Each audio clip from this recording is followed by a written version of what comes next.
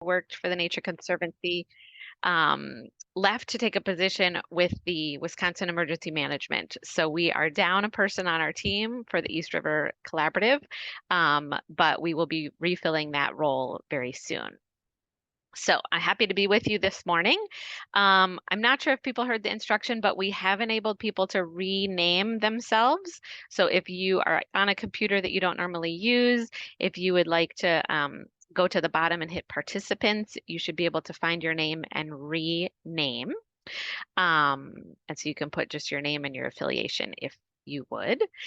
We're going to start with a quick chat icebreaker, and in the chat is a link to our participant agenda. Hopefully you got that by email, but if you didn't, it's also in the chat. And we're going to start with a chat icebreaker. So the question for today that you can type into the chat to everyone is, if people and pets were safe, what one item would you grab in a flood? What one item would you take with you? If people and pets were safe, what are you going to grab? So pop whatever your answer is into the chat.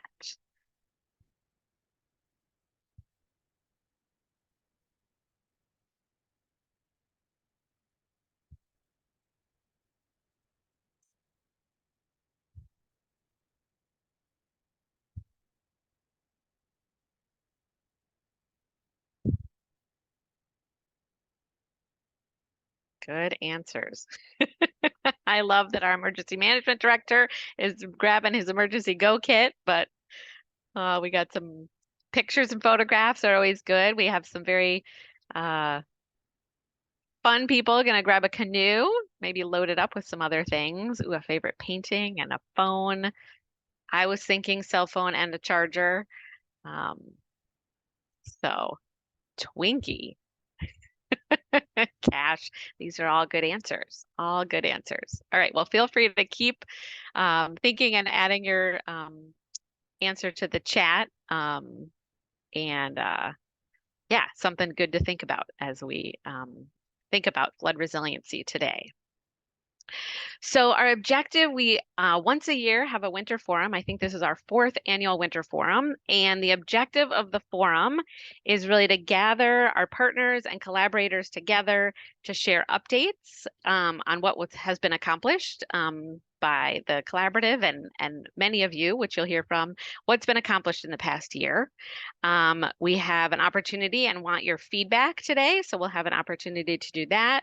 And then an opportunity to learn from others and keep the momentum going. I can't believe it has been 4 years of our East River Collaborative, but such exciting things are happening, and excited to be with you this morning. If you want to go to the next slide, I'm going to introduce the core team of the East River Collaborative. As I said, Caleb Wansnyder has a new position, and so we have a vacancy, but I am joined by my colleague at the Nature Conservancy, Carrie Hagenow, who many of you have probably interacted with and met with. Adam Beckley and Julia Nordyke are key core team members from Sea Grant, and then Angela Kowalczyk is from Newater, and the 5 of us make up the core team. And we help to facilitate dialogues and get projects moving and connect pieces and people to foster that collaboration between municipal partners and other elected officials and other partners that are really working towards flood resiliency and water quality improvements in the watershed. So thank you to that team of people who keeps us moving and being successful. So today we're here for about until about 11:30, and our agenda it will hopefully achieve a lot of those objectives. So the next slide. I'm almost wrapping up with my welcome and open remarks. Then we're going to hear some lightning fast updates from around the watershed from a variety of different partners on what work has been happening over the last year. After that, we'll take a quick break, give ourselves a chance to stand up and stretch, and then Adam will give a mapping and modeling update. Then we'll hear an update about the Resilience Implementation Plan and nature-based projects from Julia. And her co-presenter, Carrie, has lost her voice. So thank you, Julia, for pinch hitting and carrying that load today. And we hope Carrie has her voice back very soon. Then we're going to hear a case study from the city of Green Bay about a project they have planned and implemented. And then we'll wrap up by 11:30 with some closings and announcements about upcoming activities and things. So we've got a full agenda in store for you, but I'm really excited about our agenda today. So before we do our first trivia question, we have some quick reminders about meeting participation. So next slide. Everybody is muted on entry. So you will have muted. If you would like to come off of mute, you have to unmute yourself. And if you, for Zoom etiquette, please keep yourself muted so we don't hear dogs barking and people talking in the background. So we appreciate that. We really do want to encourage participation, and I know that's harder on Zoom than in person. So as you guys have done with the icebreaker question, feel free to chat so you can ask questions in the chat. We will have time for questions in between speakers and things, depending on how much time they use to share information with you. So if you have a question, feel free to put it in chat. You can also raise your virtual hand and I will try to call on you, unmute and ask your question live. Also throughout the presentations, there's the reaction button. So feel free to give a thumbs up or a heart or one of those celebratory yay things if you have something that you want to share that way, just a fun virtual way to interact. And then the last one here is curiosity. So we have a diverse audience in attendance today. And the East River Collaborative is really, we all share a vision for supporting the resiliency of the East River and the communities that live alongside it. But we also recognize that everyone has their own goals. Every community has different circumstances and goals. We all come from different organizations and places and have our own ways of thinking and looking at the world. And so at the East River Collaborative, we really take a no judgment approach. And so I invite you to do the same as you're listening and participating today. So the curiosity, if you bring curiosity to what you hear, a lot of times we listen for do we agree or disagree or like or don't like that. But if you can really bring a sense of curiosity about what people are sharing today, I guarantee that that will be a very interesting place for you to listen from. So last but not least, the meeting is being recorded. So after that, we will post this recording on our website and share that out with the East River Collaborative listserv. So if you have colleagues or want to share content from this afterwards, you will be able to do that. All right. I believe that is all of the housekeeping that I had to do. And let's get us warmed up with some trivia questions. So I am going to, we have 2 trivia questions and you should be able to participate and see those now. So we have 2 questions. Make sure you scroll down. We're going to test your knowledge about the East River watershed. So take a look. How long do you think the East River Recreational Trail is? I don't see them. You can't, oh, if you are a host, if you are made a host or a co-host, you may not see those. We might be able to undo that. Can others see them? They're in the chat? Nope, they should be popped up on your screen. Oh, As yeah, a pop-up window. Do you see them now? No. Melissa, are you a co-host? You are not. We have 27 people that have answered so far. So I think sometimes maybe it's minimized. So maybe check if you want to change your view option in Zoom, see if you can see it. Maybe. And then You're not a co-host. I'm not sure, Melissa, why you're not seeing them. You will see when I project the answers, I think. Hopefully. All right, we'll give it, oh, maybe pop-up windows blocked. Okay. Other people are seeing and answering them, so that's good. Melissa, you'll just have to answer in your head how long you think the East River Recreational Trail is. And the second question is, what height did the East River rise to at Highway ZZ in the March 2019 flood? All right, I'm going to give it 3 more seconds. And then I will share the answers with everyone. All right, we're going to call the poll there. Okay, so most people thought, ooh, it was a little bit close, either between 10 or 21, but the top answer was 21. I realized I didn't put miles. My math teachers from earlier days would be upset I didn't put units of measure, but hopefully you figured out it was miles. The correct answer is that 10 miles. So Angela will add a chat link to the East River Recreational Trail. There's a cool description of the East River Recreational Trail on the Wisconsin Bike Trails website. And then the second question about the height of the East River, it actually rose to 48% of you got that correct. It was 15 feet on March 2019 at the Highway ZZ. Carrie is gonna close. Oh, you know what? I didn't share results. I'm sorry, everyone. Hang on. Okay, hopefully people can see. Apologies for the technical difficulties. So half of you got that question right. 48% got 15 feet right. So Carrie, now you can close your poll window. Carrie is sharing the hydrograph of that event on in March of 2019, where it peaked at 15.1 feet and then slowly over the next week plus went back down to its normal sort of average height.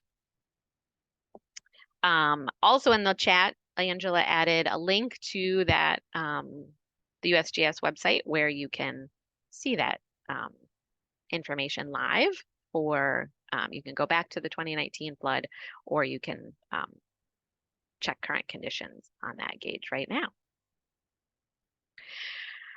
Awesome. All right. Well, a little rusty on the polls, but we will get better. So we have another trivia opportunity later in our program. For now, we are going to move into our East River Collaborative Watershed updates. So as I said, they're going to be lightning rounds, so it's going to be quick, but we wanted to have a number of people share with you today updates about the work that has been going on in the watershed. So I have the pleasure of introducing our first speaker, who is new to the East River Collaborative. So Daniel Kane is the new Emergency Management Director for Brown County Emergency Management. So Daniel, take it away. All right, good morning, everyone. Again, Dan Kane, Emergency Management Director, Brown County. Thank you for the invitation. My predecessor was Lori Mackey, so some of you might know Lori. Worked with him in the past. He's since moved on, and I've taken over. A Green Bay resident my whole life, so I'm proud and happy to call Green Bay Brown County home. Just a quick 101 on me. Started out in Appleton as the Public Health Preparedness Coordinator. For about a year in preparedness there. Then took a job with Door County as their emergency management director and 911 director. So did the 911 center along with emergency management up there for about 5 years. And now here, I've been here about 6 months in Brown County. Probably one of the most relevant things to this group we had in Door County was a few years back with the Lake Michigan water levels rising, and obviously Door County being Door County, we had a lot of problems with that. And so we decided to hosted a listening session, if you will, a town hall type event with some of the people on the call here as well. We had Army Corps of Engineers doing hydrology, water levels, preparedness. We had DNR doing flood insurance and the Sea Grant doing mitigation outreach for these folks. It was well received, well attended event. Thought it went really well. And I know Brown County did something similar shortly thereafter that event as well. So I think that was done around the same time. A couple of things that I learned through that event, real briefly, that our biggest challenge was that there was no state mitigation funding on the front end of a disaster for flooding. That was probably the biggest challenge we saw. Right now, everything in state and federal funding for disasters all kind of comes after something bad happens. And so Mike Gallagher came to tour the damage and things, and I expressed, that was our biggest concern was, we want to be able to find ways for municipalities to, if they know they've got an issue, be able to help mitigate that. Some of these towns are really small, don't have big budgets. Be nice to be able to get some grant money for things they know eventually are going to happen without some sort of intervention. So that was probably the biggest challenge we saw, but we did end up getting back about $1 million through the state disaster fund for repairs of roads and bridges, culverts, that sort of thing, due to the lake levels. And so it was a good experience, learned a lot through that. And I think just thank you again for having me again. This is very timely with Flood Awareness Week coming on the 26th of February. So any resources that you guys have that you'd be willing to share. I'm not an expert in all things flood, but it sounds like there's a lot of people here who might be. So we're going to do some outreach through social media and things. If you've got great tips, tricks, things that you guys have seen have worked, be happy to partner with you or pass them along. We'd love to share some stuff that week to get people engaged. So thanks again. Wonderful. Thanks, Daniel. We don't see you on video. I don't know if it was just, if you had your slider over it or if it just wasn't working, but happy to see you with your just picture. not working, I guess. I don't know. Sorry. Got it. No worries. No worries. Happy to see you in the slide. Does anybody we have time for a question or two for Daniel. Any questions? And welcome. We're excited to have you as part of the community.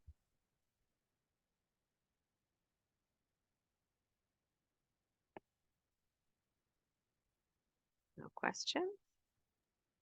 Oh, all right, just getting warmed up. There you are. There you are. Hello. Awesome. Great.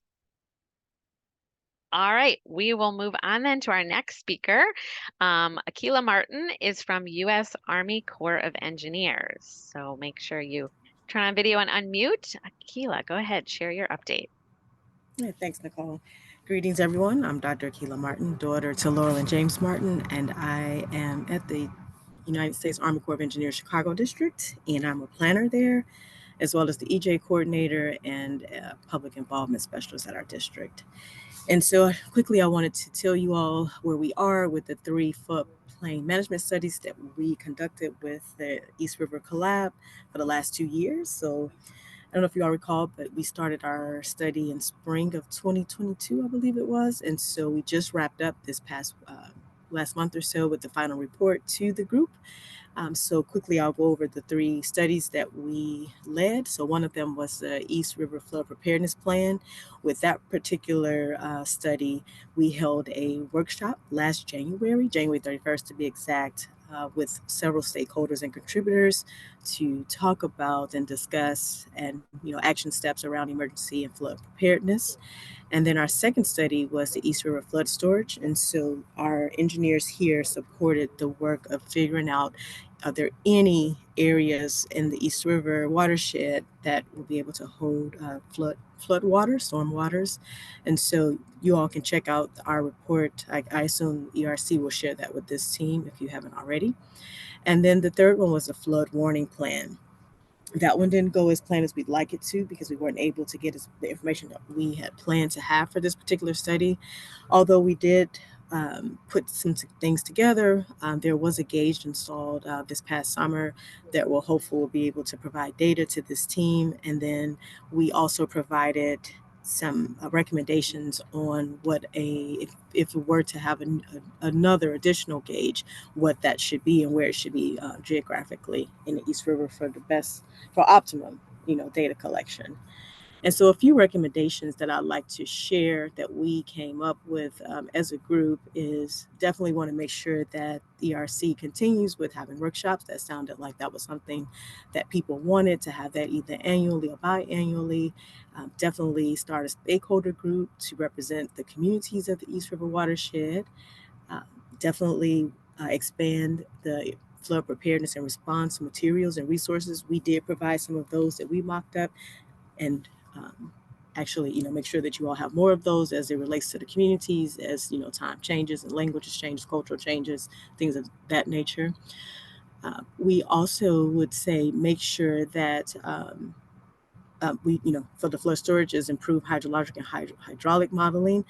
We spent a bit of time trying to figure out the best way to show where we believe the best places for flood storage would be and what that could look like. And we also provided what we thought would be a great list of factors that should be carefully considered when thinking about flood storage areas. So please take a look at that, and definitely let us know if you all have any additional ideas or guidance for that. And then finally, I'll wrap up with that we at USACE will have a 6-month check-in with the ERC to just see what's happening, to answer any follow-up questions, and if there's any other ways that we can support the work of the East River watershed. And I just want to put a plug in that we will have the FPMS, which is the Floodplain Management Studies, call out in March.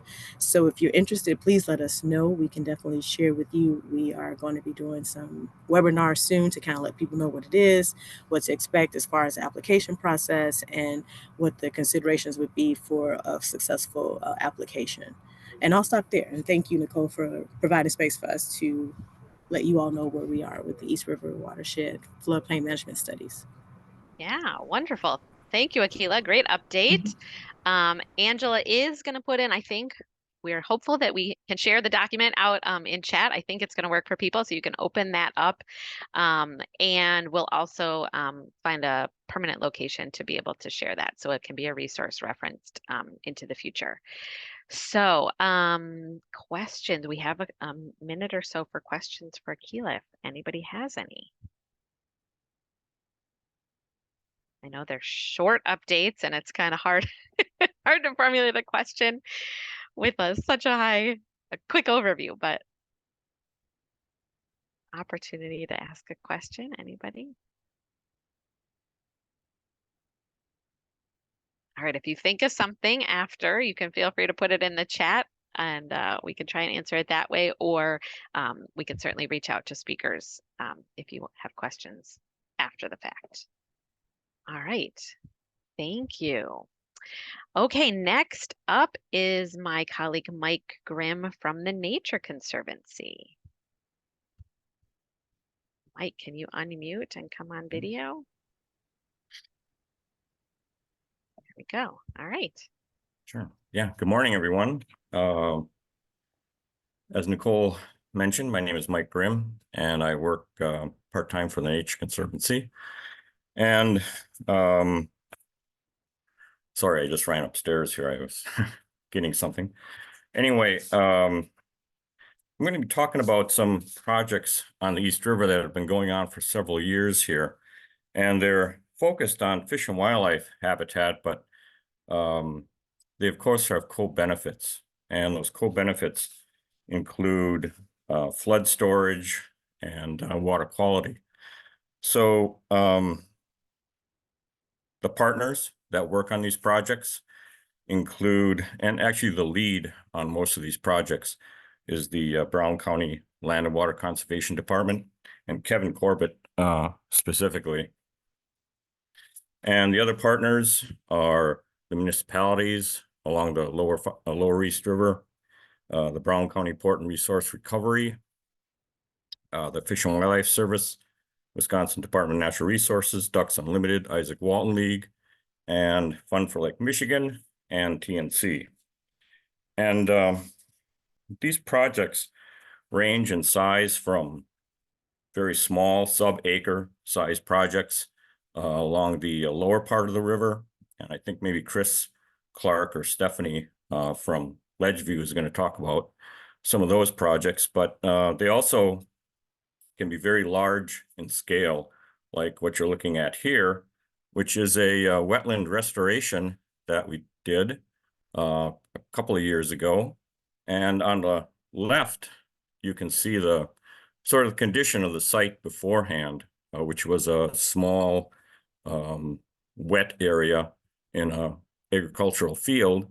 And this is on a tributary to the Upper East River. It's a little bit south of Greenleaf, south and west of Greenleaf. And on the right side, you can see what it looks like afterwards. Greatly expanded buffer area. The wetland here has not filled with water yet, but it is now full of water. And the plantings occurred last year around this area. So there'll be a nice prairie area full of, pollinator plants and so on, and a wetland area for flood storage, water quality, and of course, fish and wildlife habitat. And we have several projects in the works. Most of these projects in the Upper East River have occurred on the Port and Resource Recovery lands, which again are southwest of the little community of Greenleaf. And we've got several more projects underway in the planning, and they are going to be implemented in the next couple of years. I do want to say a couple of things about the overriding goals of this work, and really it's particularly with the municipality work in the southern sections of the river. That's really to create, I guess, some threads of connection between these municipalities for the purpose of developing coordinated work and a way to coordinate grant writing, grant implementation, planning for this kind of work in the riparian areas. A lot of the work in the municipalities along the southern part of the river, as shown here, are small plantings, either stormwater basins or riparian areas for aesthetic purposes, or pollinator plantings, or erosion control. So they're small plantings in the southern part of the river, or I mean the downstream part of the river. And we're trying to ramp that up through coordination between these municipalities, and coordination in terms of grant writing and receiving money, and in managing those grants. So we can do it in just scale it up, I guess. And then we're also trying to inspire landowners to do this sort of thing on their own lands. Most of the work so far has been on publicly owned land or semi-publicly owned land with the Port and Resource Recovery lands. But we'd really like to branch this out to get private landowners involved. And to that end, we hope to have some demonstration or field days, I should say, with those projects in the Upper East River this summer, because they're quite inspiring. They're large scale, great wildlife habitat. To some degree, to a major degree, a lot of that habitat for fish and wildlife is for northern pike. We've got several northern pike scrapes going in this year, and we have in the past couple of years as well. So I can see that Nicole is telling me I'm running out of time. So no, that was great. That was really great, Mike. Thank you. Yeah. Okay. Yeah. Any last? I'm excited. The weather is turning warm, and we'll be able to get out and see these sites in person. Yeah, we're kind of worried that the pike might be triggered to start running up rivers. I don't know. Yeah. A little too warm. Yes. All right. Okay, we're going to move on to our next speaker. And if you have questions for Mike, you can put them in the chat, but we're going to keep ourselves on time. So thank you, Mike. Up next is Kevin Corbett with Brown County Land and Water Conservation. Kevin, are you there? Yes, I am. Hey, everyone. Awesome. I'm Kevin Corbett with Brown County. I'm just here today to provide you a brief update on our East River Water Trail project. which I know many of you have been either involved with or heard about, so I'm not gonna get too much into the details of the kind of the past of the project, just gonna kind of dive into the status and how everything's looking right now. So the first step we took with the East River Water Trail was to put the request for proposal out for an engineering firm to design our 2 proposed kayak launches. These launches are going to be located at Wheezy Park in Alloway and Ledgeview Park in Ledgeview, kind of noted with the 2 stars on the map there.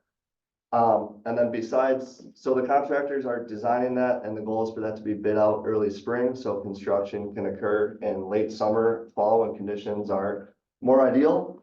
So separate from the kayak launches, we have 3 proposed phases of habitat and stream improvements.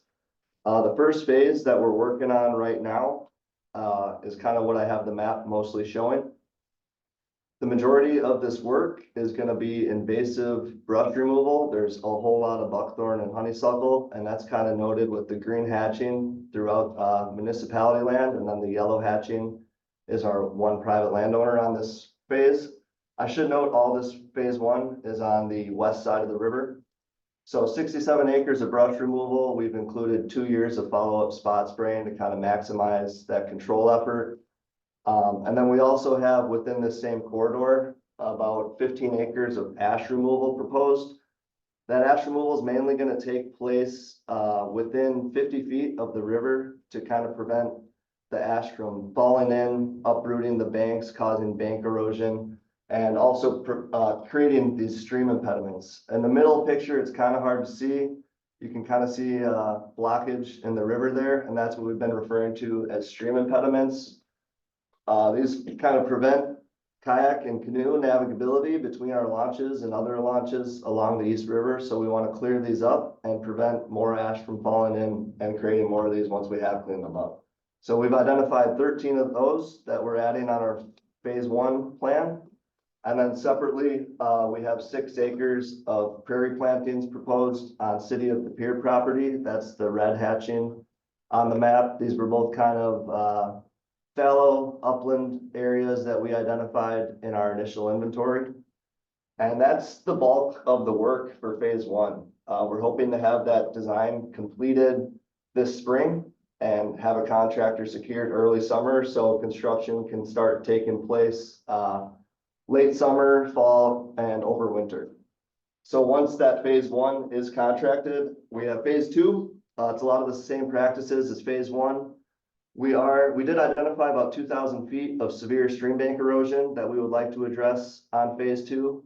And I should note that also phase 2 is going to be the east side of the river. So west side is phase 1, east side is phase 2 with the bank erosion armoring. And then phase 3, the main priority for phase 3 is kind of an intensive tree and shrub planting using native species to kind of replace that invasive brush we removed, some of the ash we removed.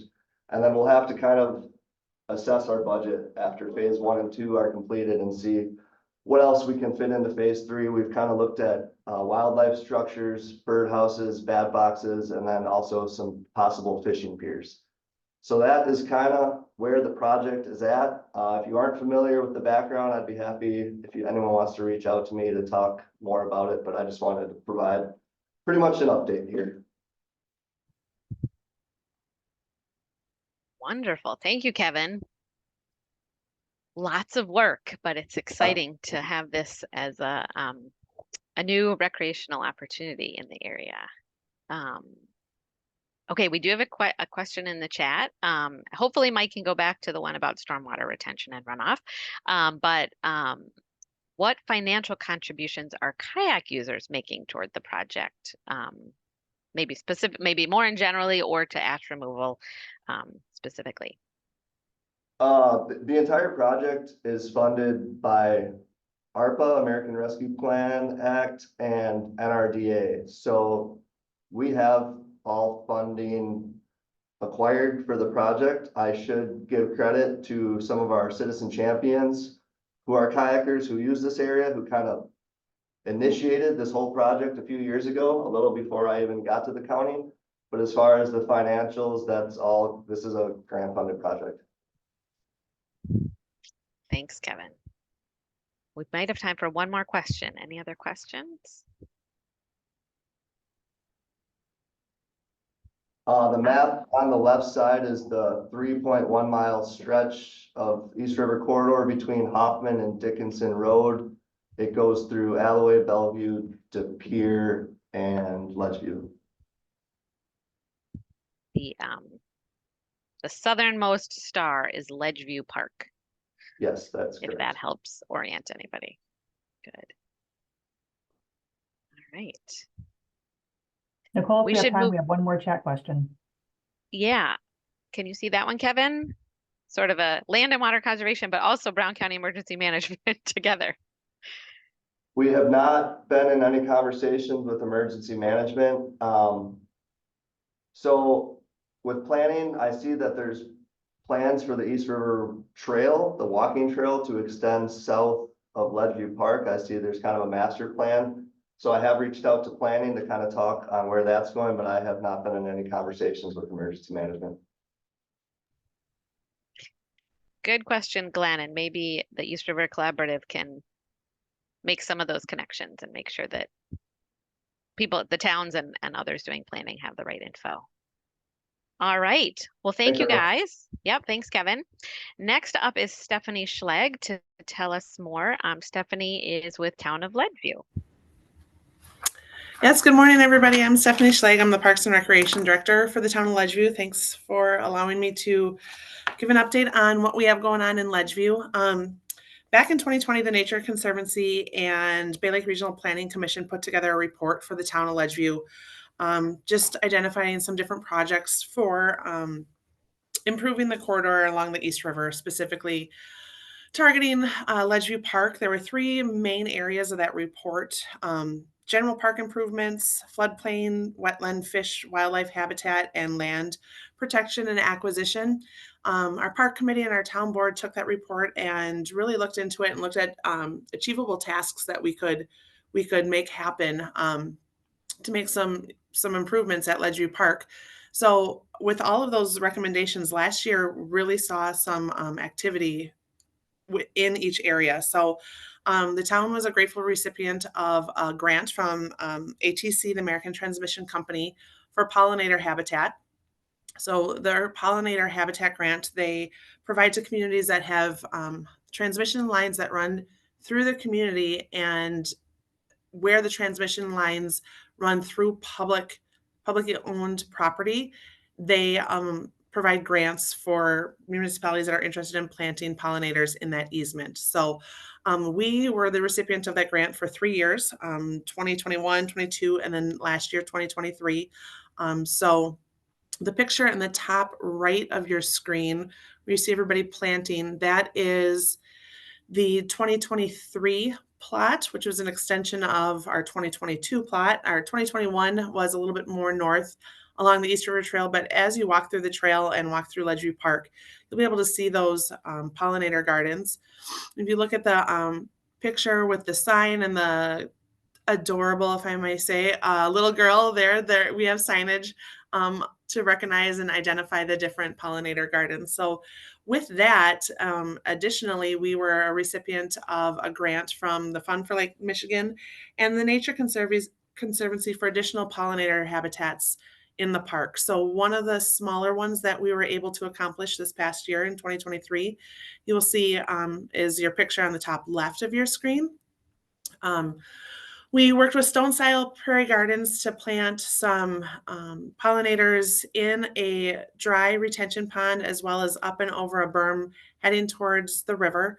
So they're more water-friendly pollinators. And then further south into the park, we planted grasses and flowers along one of our stormwater retention ponds. So we did that this last year. In addition, we worked with Brown County Land and Water Conservation on a pike spawning habitat at the park, which we had 2 areas. They initially identified 4 areas in the park. We ultimately chose 2 areas to work on.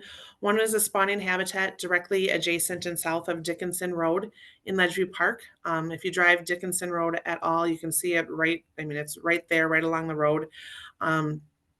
So there was some work done there. And then we had a slough back further south into the park that was about 30,000 square feet, if I'm not mistaken, if my numbers are correct. Just an oxbow part of the river that was dredged out to allow for better water flow and better habitat for northern pike spawning. So that was completed last year. In addition, the town is working on some land acquisition, keeping our fingers crossed, along the East River to add to our conservancy acreage and help with stormwater mitigation and all the wonderful good things.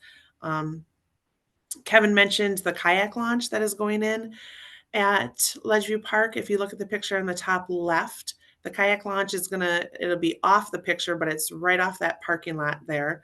So we're excited about that. We're excited about the river cleanup that will be going on as part of the East River Water Trail. And one other thing that I forgot to mention, we also are working on a stream bank stabilization project. Our engineers working on that with the Nature Conservancy and Fun for Lake Michigan. We have some extensive erosion on the southern part of the park, to the extent that the park the stream bank has eroded to where we're actually encroaching, and I don't know if it's encroaching is the right term, but on private property. So like Kevin mentioned, the master plan for the East River Trail was to extend south through Ledgeview Park and come out on Ledgeview Road. The land acquisition, the master plan allows for that. We have the land on a map, but the river itself is going to prohibit us from actually being able to do that. So unfortunately, the plan that was put together probably 20 years ago just will not be feasible as it is right now.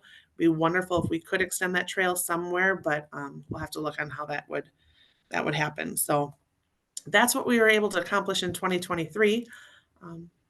Perfect seems like a timing, lot. Stephanie. Yeah. Everything came Very together. busy, super exciting, and it's fun to see how like pollinator plantings start to line up with water trail usage and kayak launches, and Sure. we're doing flood storage and habitat projects and also recreational improvements. So, any questions for Stephanie?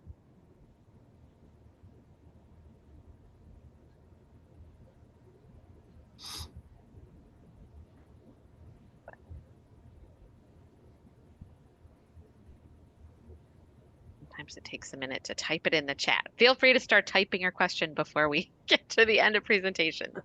All right. Well, Stephanie, we'll let you have the hook. If someone has a question, keep looking at the chat in case it's something for you. Really appreciate it.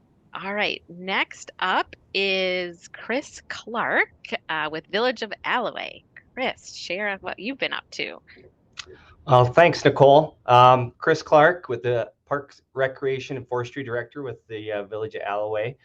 The project that we're working on, it's a partnership project with the organizations from Green Bay, Bellevue, Alloway, Ledgeview, De Pere, as well as the folks from the East River Collaborative. Last year, we received a $30,000 grant from Wisconsin Coastal Management Program to hire a consultant to come in and take a look at some issues that we've had along the East River Trail and some future things we want to see happen.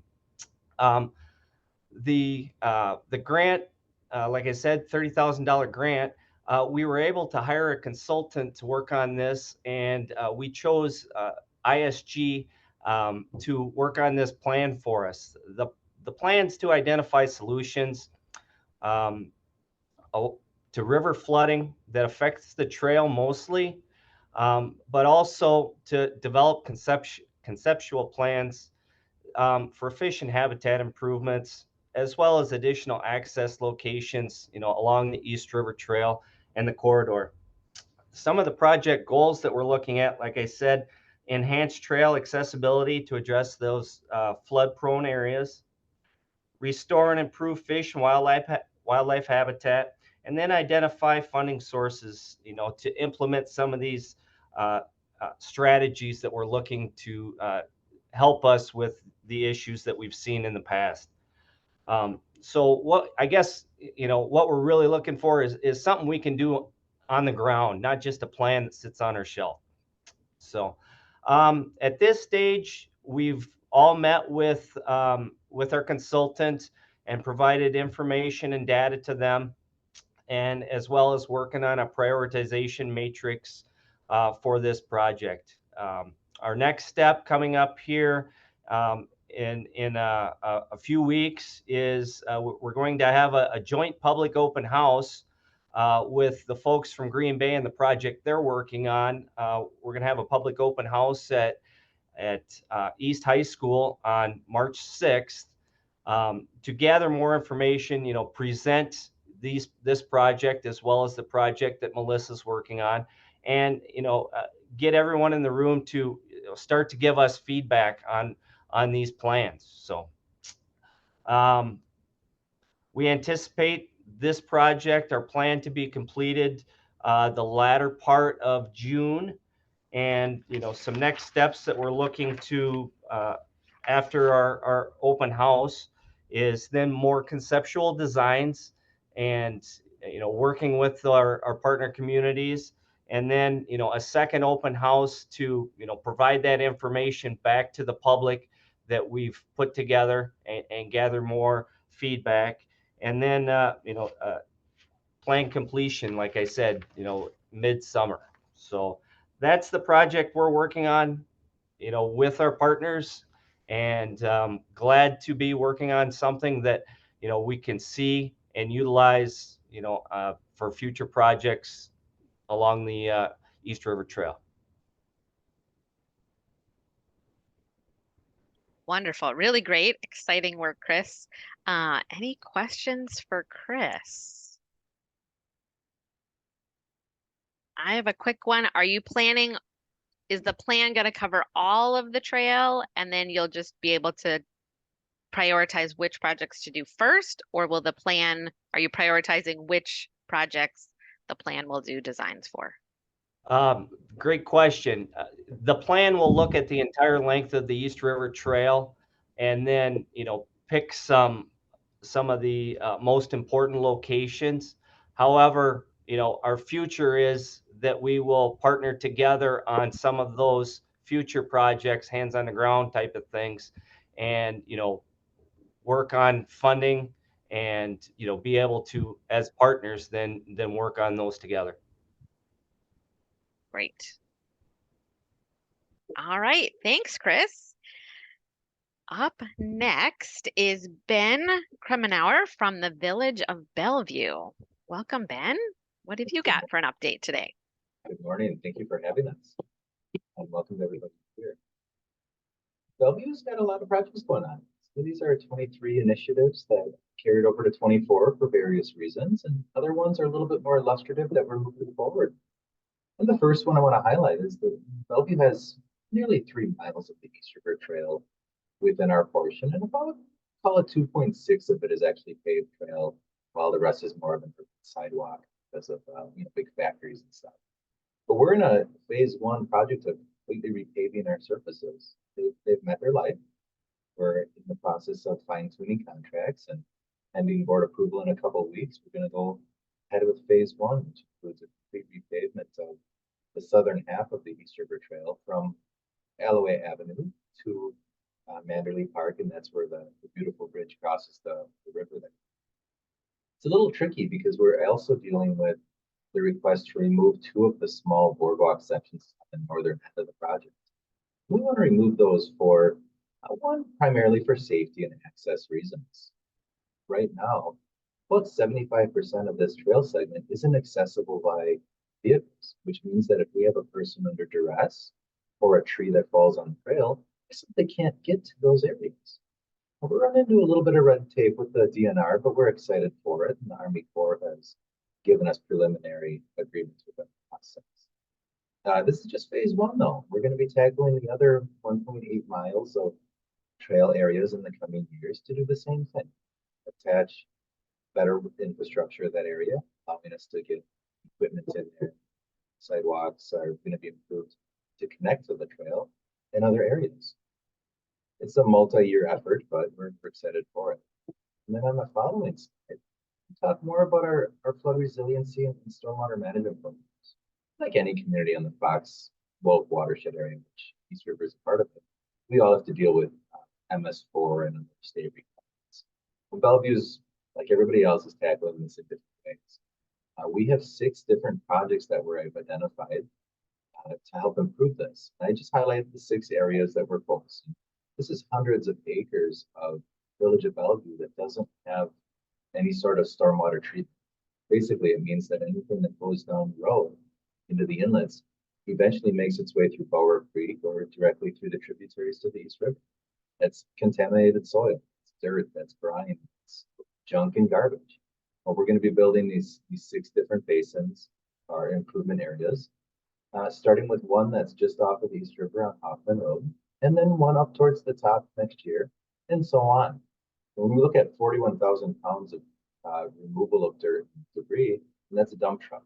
So that's 16 plus yards of garbage and junk that doesn't get to our river every single year. And these are ponds and basins that are designed to be cleaned every couple decades and be there forever. Provide wetland habitat, which is appreciated, natural plantings for wildlife and other species. And it just generally protects the areas.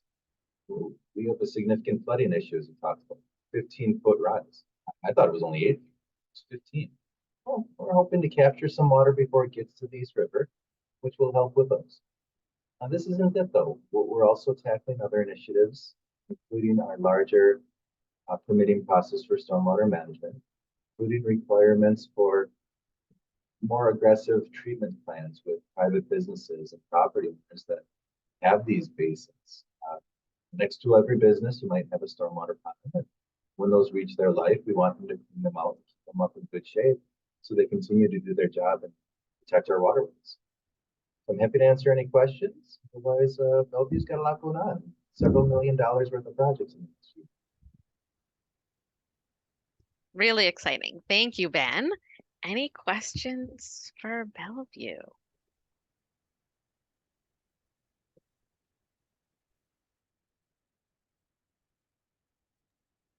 I have Boy, a I quick like it. question. Thank you. So this map shows the areas that don't have stormwater treatment, and so some portion of that blue area will have the pond That's that will right. treat like area A or area B. Absolutely right. So if you're looking on, say, area C on the bottom corner, Yeah. it happens to fall right where 2024 is labeled. That's So where the everywhere pond in will that be. blue area will have treatment that it didn't have before. Wonderful. That's in addition to all of the other areas that already have ponds and basins. Yep. Great. All right. Thank you so much. We will move ahead then to Melissa Schmitz, who's next with the City of Green Bay. Thanks, Melissa. Okay. Hi. Am I able to share my screen? Because I did have a couple of slides, or should I just, is that not the right thing to do right now? If you can make it work with these slides, that would be the easiest tech-wise. Okay. All right. Thanks. Sure. So we are in the midst of East River Flood Mitigation Solutions Study. Last year we wrote a grant and was awarded a $39,000 grant from Wisconsin Coastal Management and $85,000 from the Fund for Lake Michigan to do an engineering study on city-owned parcels, city-owned or managed parcels within the city of Green Bay to look for flood storage solutions, and also looking at our bridges to see if there's anything we can do at the bridge crossings to potentially mitigate some of the flooding issues that Green Bay experiences. So right now we are about 30% into our project, and it's slated to end by the end of June. We are working with the consultant EOR, which is Emmons and Oliver Resources. They're based, I think, in the Twin Cities, but they have a Madison office, and they have done a lot of work in this space in other municipalities and in other regions of the Midwest for flood storage, and really looking for those multiple benefits of nature-based solutions for flood storage. We are also we're building on the methods that Dr. Martin talked about in her talk from the Corps of Engineers. They've done quite a bit of work last year on looking at potential storage areas throughout the watershed, but there were several areas within their study that were within the city of Green Bay. So right now we are looking at storage sites. I wish I could show you my screen. They're primarily in park areas within the city of Green Bay. We're looking at all the different benefits that we could potentially get besides flood mitigation, whether that's habitat improvement, recreation, and water quality improvements. And then ultimately what this study will produce is we're going to narrow down to the top 3 sites and develop concepts for each, and then look at the flood reduction benefits. Chris had mentioned public outreach. So on March 6th, from 5 to 7 p.m. at East High, we are going to be doing public outreach. So some of those concepts will be ready for the public to look at and provide feedback on as well. And then one of those concepts will be brought to 90% design. So this project is study. We are not doing implementation at this point, but what we're hoping is that based on the concept that gets through to the 90% design, and we go and apply for additional funding to make that happen in the next 2 years. I think that was pretty much it. Was going to show you some of the preliminary sites that we're eyeing up on some of my other slides, but we are potentially looking at obviously the park areas along the East River, also possibly in the Bairds Creek watershed. Bairds Creek contributes approximately 25% to peak flows of the East River, so that is a potential area that we're looking at as well. That's great. Thanks, Melissa. I'm excited. We can certainly follow up. We'll have a follow-up email to the attendees so we could include your map in that as a way to share those locations. And I'm excited for the March 6th open house to hear what residents and community members think about not only this project, but the East River Recreational Trail ideas too. So wonderful. We'll make sure we share details with the whole group if they're interested. Any questions for Melissa? We have time for a question or two.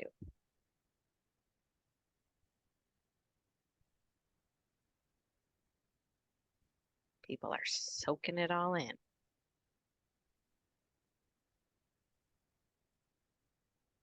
All right.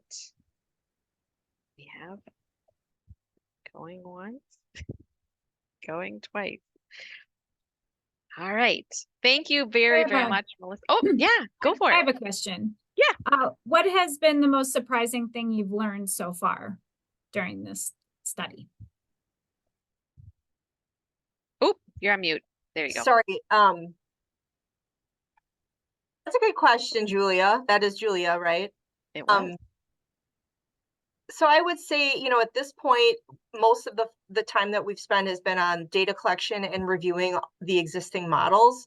And once we look at, there were 3 existing models out there with varying levels of background information provided. So we are going with the FIS model to really develop further, which is the flood insurance study model. And then which showed that the Main Street Bridge was the area of greatest constraint within the East River within Green Bay. But in reality, the feedback from staff and just a lot of different observations over the years is there hasn't been as many problems at the Main Street Bridge. It's really the Mason Street Bridge. So I think that was probably the most surprising. It was contradictory to what the model was showing. So we're investigating that further.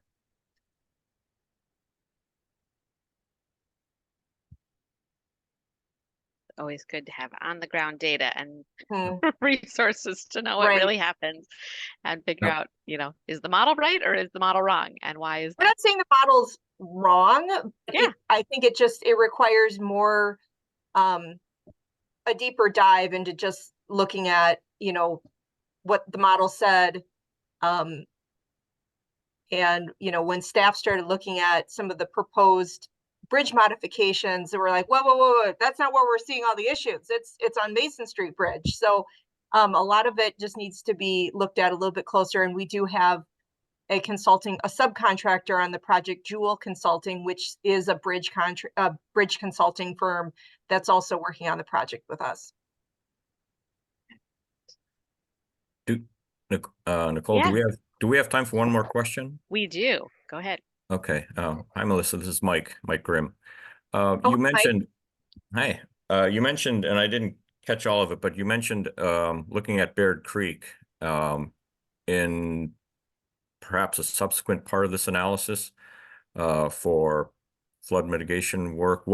Could you just explain that, or how big of what portion of the Baird Creek watershed are you looking at, or will be? Well, and this is all very conceptual, Mike. It doesn't mean Yeah. that that's actually what's going to, you know, rise to the surface at the end of the study. But Sure. the map that I'm looking at right now doesn't have road crossings on it, but I would say it's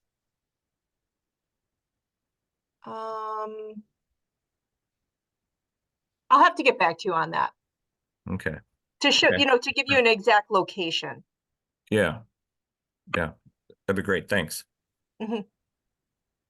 Jonathan has a question and can't find the hand raise button, so I will call on him and then that'll be the last question. We'll have to move on. But Jonathan, can you unmute? Yeah, Melissa, Awesome. this is Jonathan. Can you hear me? I Yes. sure can.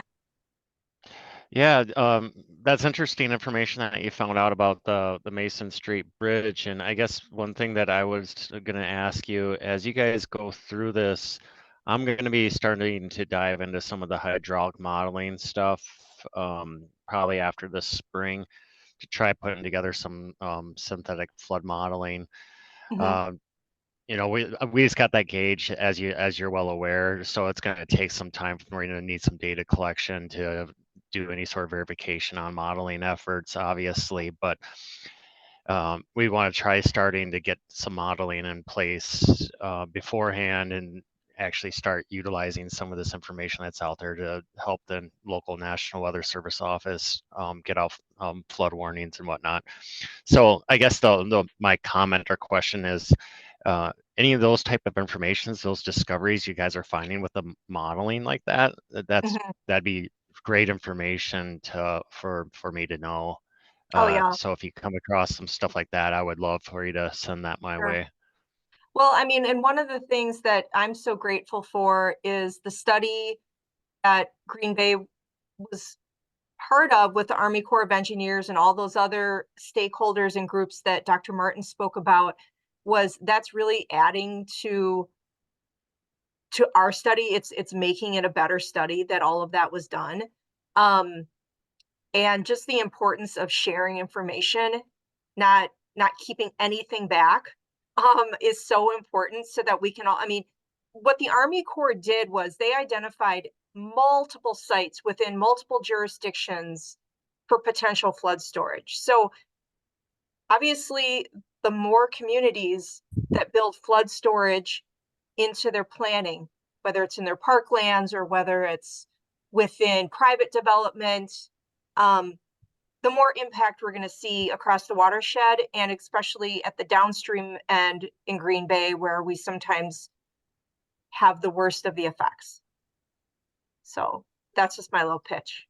It's good. It's why a watershed approach is, it's why we need everybody to collaborate and do a little bit, right? So, and then wonderful. next step, this is for the emergency manager out there. We need a flood warning system, but we can talk later. Well, Melissa, I tell you what I'll do is, maybe after this spring when I start diving into it, if you and I haven't had much correspondence before then, I'll just drop you an email and we can maybe get on a call together. Sure. Great. All right. Thanks, everybody. Thanks, Melissa. Okay, Lauren was having a little bit of a problem with audio, so let's check.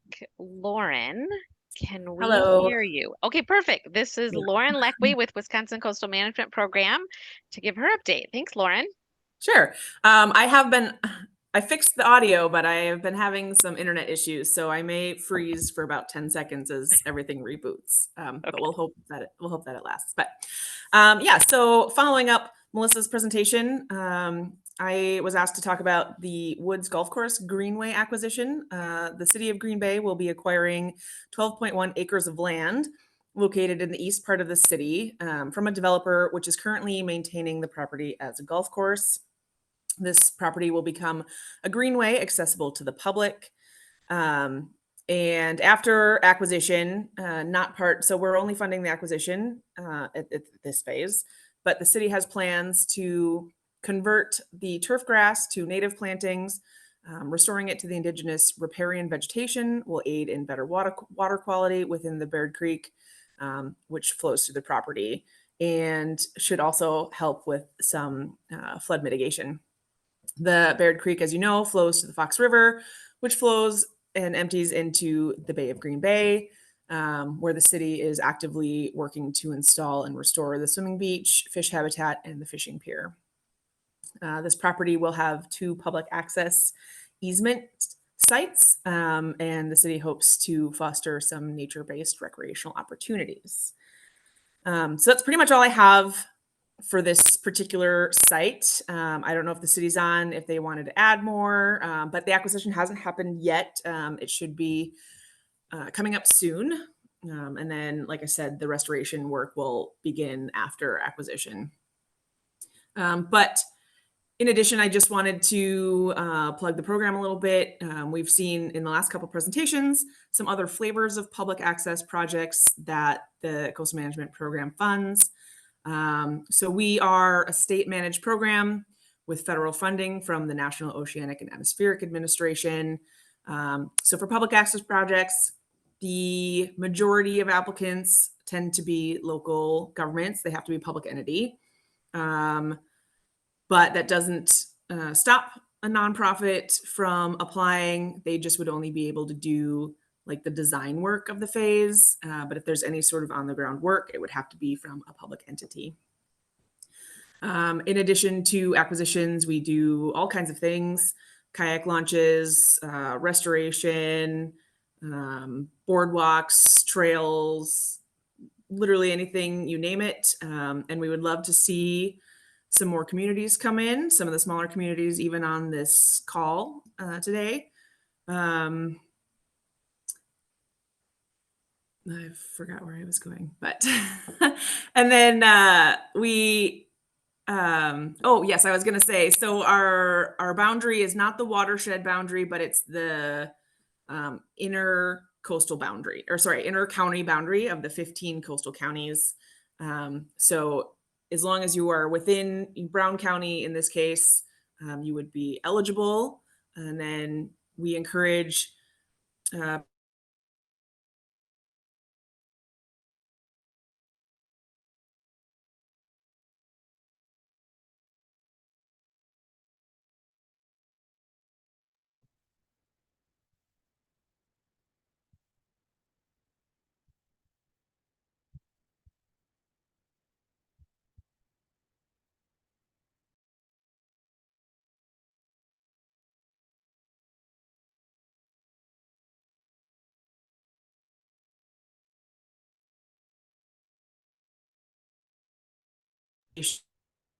All right.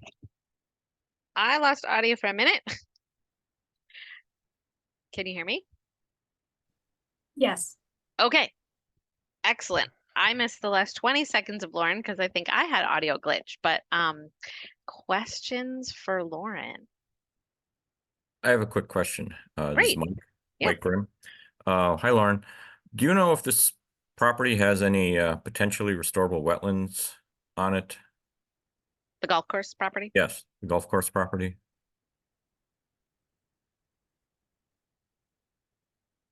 Lauren, I are don't you know. muted? I don't know if Lauren's on anymore. This is think she Dan froze Burchite. out. Yeah. Dan, go ahead. Yeah, so I'm the Green Bay Parks, Recreation, and Forestry Director. There might be small pockets of wetlands associated with it, but I don't know if there's any official delineated wetlands within the boundaries. But as you can see on the photograph on the site here, The golf course goes right up to the creek edge. And so even if there was wetlands, it's been maintained as turf and golf course Yeah, for many so years. yeah, I was thinking about really any opportunities for restoring wetlands that were filled with the golf course development. I will say the turf area is really low grade, so I think there would be the potential to restore wetland habitat down there. And the first step would be to do a delineation and go from there. Right. Okay, thanks. Sorry, I'm back now. I'm not really sure where you lost me or where I lost you. I think we're good. Okay. We heard about the great resource that Wisconsin Coastal Management is and funding. And then Dan just answered a question that Mike had about wetland, sort of like wetland restoration opportunities on this Woods Golf Course. So it's a group effort this morning. Did I get my RFP plug in about applications? I don't. No, go ahead and do that quick. So I just wanted to say our RFP opens in August and applications will be early November. And we encourage people to reach out to us early and often, and we're happy to discuss any potential projects. And then the other important piece, I'm not sure if it was heard, but our boundary is the inward county line. Yeah. So as long as you're in the county, you are eligible technically, and then we can just discuss the competitiveness of the project. Perfect. Yeah, I can attest that Wisconsin Coastal Management Program is great to work with and happy to bounce ideas off of them. So, absolutely. And if we can't help, we know people who can. Yes, that is very true. All right. Thanks, Lauren. And thanks for persevering through technology challenges. All right. Our last speaker up is Mike Welvart from the National Weather Service. A little different flavor. And Mike, off to you. Yeah, here I am. We're presenting on behalf of the National Weather Service, who has several people on the call here. So if I say anything off base, feel free to chime in, folks. So for the Weather Service, as far as this project goes, we don't really have any specific modeling updates since what we presented at the last year's workshop. But as Jonathan mentioned, he is starting to work on some synthetic hydrology, but we are limited because of no historical data to use to calibrate and validate what we're seeing in the model. So that leads to the next bullet of a new gauge being installed at Baird Street by the USGS. That's great progress. It's good information for us to have. We need this observed data to validate the modeling and perhaps work in the future toward issuing river forecasts. It's going to take several years of continuous data under different flow conditions, including dry and flooding, before we can use the modeling with any kind of confidence for forecasting. So currently the funding for this gauge at Baird Street is for water quality, and that's a temporary funding issue. So it's going to be important to try to find some support to continue to fund that gauge into the future beyond that water quality study through some sort of local partnership, getting some other entities involved so we can have that data in the future. The Corps' flood warning study recommends that we consider adding additional gauges in the watershed to support development of the flood warning system that's been discussed for the East River. That we have a current staff gauge at Hoffman Road, and that's useful. We've shared that information with the Wisconsin USGS folks, and they are currently in the process of redoing and reprioritizing funding for some of their gauges. So if anybody has comments and wants to reach out to the USGS to talk about how important it might be to have a gauge there, I think there's an opportunity with that. So really, that's what I have from the Weather Service. Wonderful. All right. Thanks, Mike. You might have gotten us. You might have gotten us right back on time. Right back on track. Right back on track. Any quick question? Oh, Dr. Martin's got to go. Thank you. Yeah, and definitely keep the communication open between Weather Service and Army Corps and other partners. Any quick questions for Mike? Yeah, I have a quick question. This is Mike Grimm. Yeah. Hey, Mike, any plans to put any gauges on some of the tributaries to the East River to help with the modeling?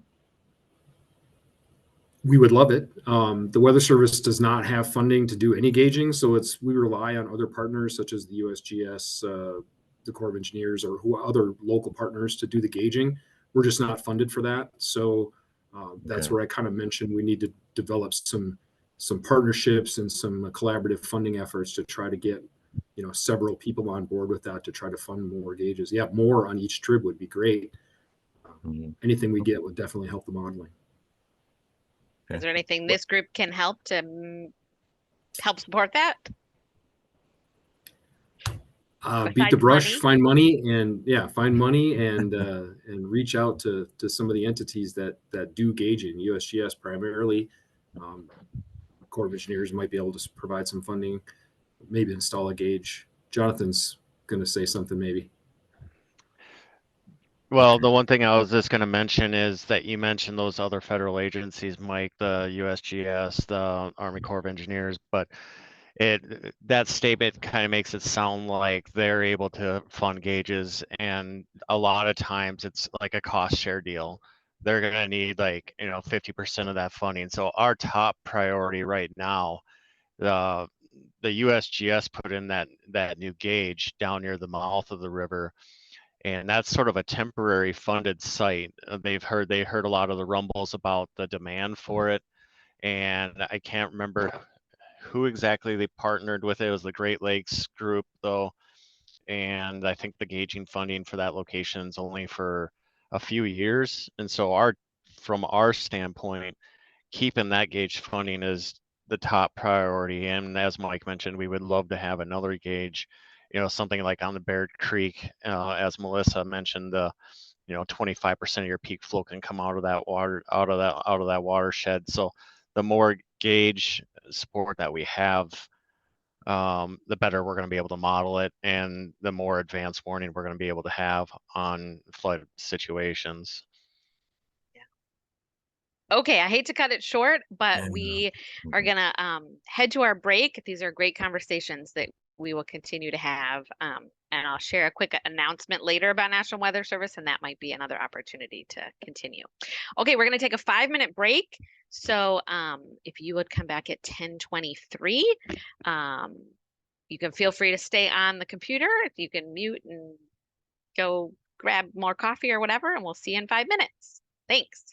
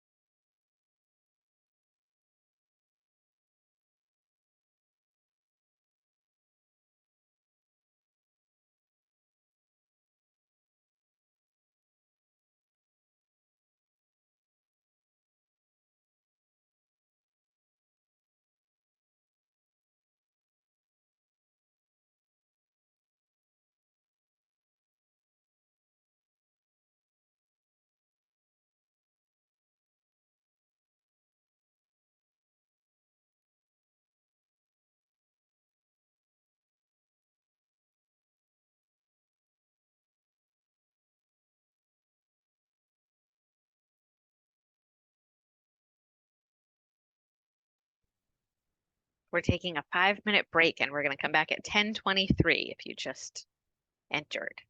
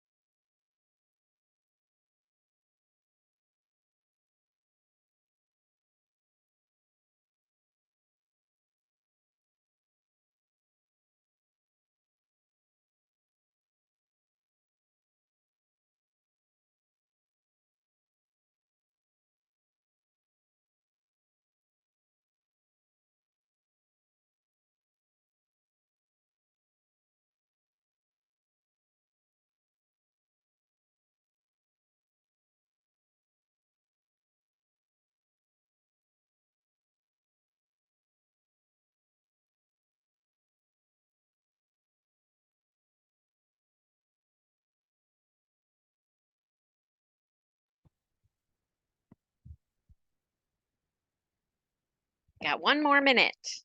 1 more minute if you can hear me, and then we'll come back from break.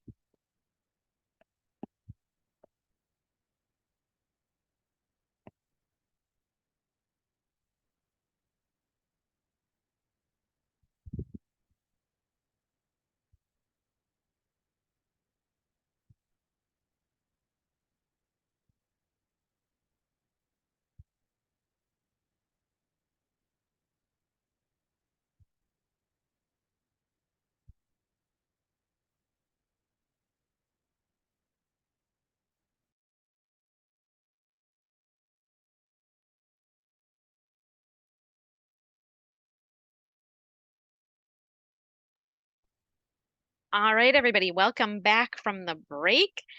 It is 10:23, so we're going to keep rolling along, and we're going to start us off again with some more trivia. So if you are back at your computers, I'm going to launch a poll. It should pop up right in front of you. There are 2 more questions. A little some wildlife trivia and some historic trivia for those that have lived in the watershed a long time or may have heard of the canoe story.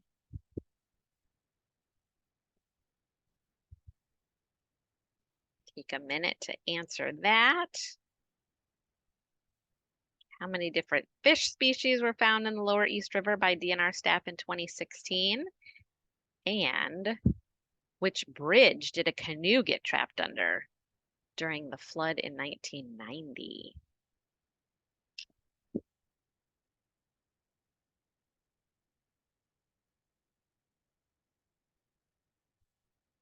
right, we've got about half of our answers in. I'm going to give you another 10 seconds to pick one and see what you think. We'll see who guessed right.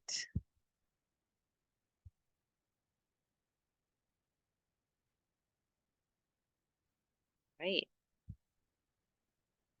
5, 4, 3, 2, 1. All right, I'm going to end the poll and share the results with you. So 45, the majority of people thought there were 21 different fish species found in the Lower East River in 2016. I am thrilled to announce it was actually 32. 32 different fish species were found in the Lower East River. 18 species were found in the Upper East River, and DNR says that it's not a complete survey due to gear limitations and the seasonality of when they survey and other things.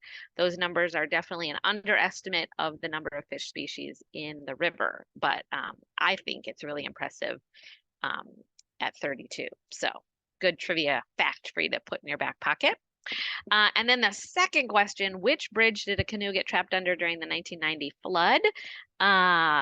We had 45% of you guessing Mason Street, and that is correct. And interesting, after Melissa's presentation talking about that's where they see a lot of the flood challenges.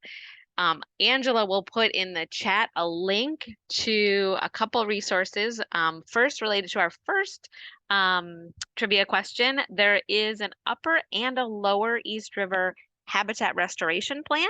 If you haven't seen those, great resource. And if you're in the Lower or the Upper East River and interested in habitat, you can check that out. And then there is a newspaper article about the dramatic rescue of this canoe and the 3 people in it during that 1990 flood. So highly recommend checking that news story out if you have not heard that story before.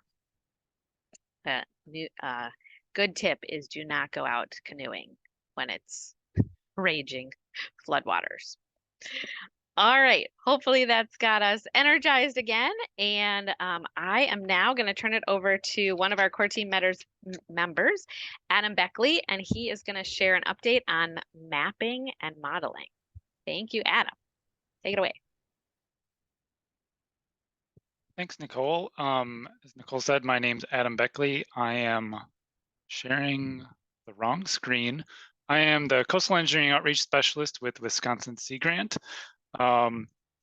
and I have been involved with a lot of the mapping and modeling that has been done through the East River Collaborative to sort of look at flooding on a watershed scale. And I'll start off by kind of saying that a lot of these maps and models people maybe have seen. A lot of our maps are available on the East River Collaborative website on the Maps tab, where you can see some of our watershed flooding maps that I'll be showing today. So some of the big motivations for why we looked at mapping and modeling of the whole East River watershed is just a couple of questions that folks had as we started off the East River Collaborative. How is the East River flooding affected by both extreme precipitation and lake levels?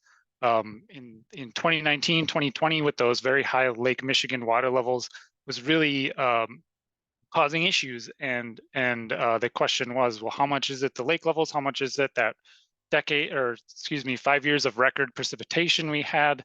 Other questions, what and who is impacted by East River flooding? And then the big one that we're all sort of talking about, what can be done to reduce flooding? And I don't have the answer to that last question, but I'll start to touch on maybe some of the tools that we can start to use to look at that question. So first one, what is the role of lake level and precipitation on flooding in the East River? These are maps that are available on our website. The modeling was done by the University of Wisconsin Department of Civil and Environmental Engineering, and the beautiful cartography was done in collaboration with the University of Wisconsin Cartography Lab. And so what you see on the screen here is a map of the flood extent for about a 2-inch rainstorm, 2 inches of rain in 24 hours. The red is showing the flood extent at high lake levels, and the blue is showing the flood extent at low lake levels. So really, the difference you can see is anywhere that's red is that additional area that gets flooded because lake levels are high. And so the takeaway here for this sort of 2-inch rainstorm, that's kind of like an annual large rain event, is that high lake levels can greatly increase flooding for these sort of lower precipitation events, especially in the downstream areas. These effects, as you look, we have the inset map here and then the larger map here. A lot of that red area you see is much bigger downstream. It starts to peter out as we go upstream and get further away from the lake. That effect kind of starts to go away once we get north of Highway G, or excuse me, south of Highway G. Looking at a much bigger rain event, 5.4 inches of rain in 24 hours, we see that the difference between the high lake levels and low lake levels starts to disappear. It's really, that extreme precipitation is really problematic at any Lake Michigan water level. Any differences are really confined towards the mouth of the East River. So really helping us get a handle on that question of how do these two large influences, lake level and precipitation, interplay in the East River? Looking at different size precipitation events and their influence on flooding. Again, this is a map that many of you have probably seen before. They're available on our website. You can see the inset area here on the right for the whole watershed that we have modeling for. And I'll blow up the legend here where the different colors represent different rainfall events. And this is all for high lake levels. So in our red is a 2-inch rainstorm in 24 hours. That's, like I said, about our annual event. The salmony orange color is about 3.4 inches of rain in 24 hours. This is about a 10% chance of occurring in a given year. The orange color, 5.4 inches of rain in 24 hours, that's about a 1% chance of occurring in a given year, also known as a 100-year storm in other terms. And then the yellow is 7.2 inches of rain in 24 hours. That's a 0.2% chance of occurring in a given year, also known as a 500-year storm. And so we can start to dig into areas and kind of see what the different levels of risk are, where flooding might reach. And many of you might have interacted with these maps in the different meetings that we've had throughout the watershed. And we've tried to overlay some important infrastructure on here, fire stations, substations, things like that. So we wanted to dig into this question a little bit more of what and who are impacted by flooding in the East River. So, using this modeling data, we worked with the University of Wisconsin Space Science and Engineering Center's Dr. Shane Hubbard to use a software called HAZUS. And what HAZUS does is it takes the flood depth at every location where we have information and compares it to the building inventory in that area. It looks at how deep flooding would be at each individual building, and then estimates how much damage would occur to any buildings that are impacted by inundation. And so what you see on the screen here is our 3.4 inches of rain event at high lake levels. Again, that's about a 10% a chance of occurrence in any given year. And all those red dots are a building or structure that would be impacted during that level of flood event. And so then what HAZUS can do is start to calculate what are those estimated damages. And so for this case, we would see about 120 buildings damaged, about a total of $2 million in building loss and their contents. So this isn't looking at roads or any sorts of losses with dealing with the flood, strictly sort of damage to buildings and their contents. We look at the 5.4-inch rain event. Again, this is a 1% chance of occurrence in a given year, or that 100-year storm event. Makes a lot of sense. We see a bigger area flooded and a lot more buildings impacted. How many? The estimate here is 670 buildings damaged, about 24 million in damage to buildings and contents. So a much bigger impact flood event. Makes a lot of sense. It's 2 more inches of rain. Well, how can we sort of compare these flood events? Obviously, the more rain, you get a more damaging event. So again, 3.4 inches of rain, we see about $2 million of estimated damages. 4 or 5 inches of rain, about $24 million of damages. You know, the one on the right is much bigger. But one thing we have to consider is how frequent are these events going to occur? Well, like I said, the smaller rainfall event has about 10 times more frequency of occurrence. So rather than just comparing the raw damage numbers, we need to think that smaller rain event is going to happen on average about 10 times more frequently than that larger rain event.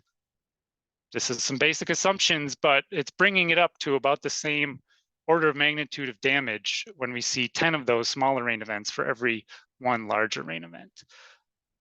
Don't let this very sophisticated graphical representation fool you. This is a pretty simplified assessment of how these flood events compare, but it does put it in perspective. Sort of, if we are able to make some reductions to flooding of the smaller flood events, those can add up over time to be pretty significant compared to some of our more notable large events.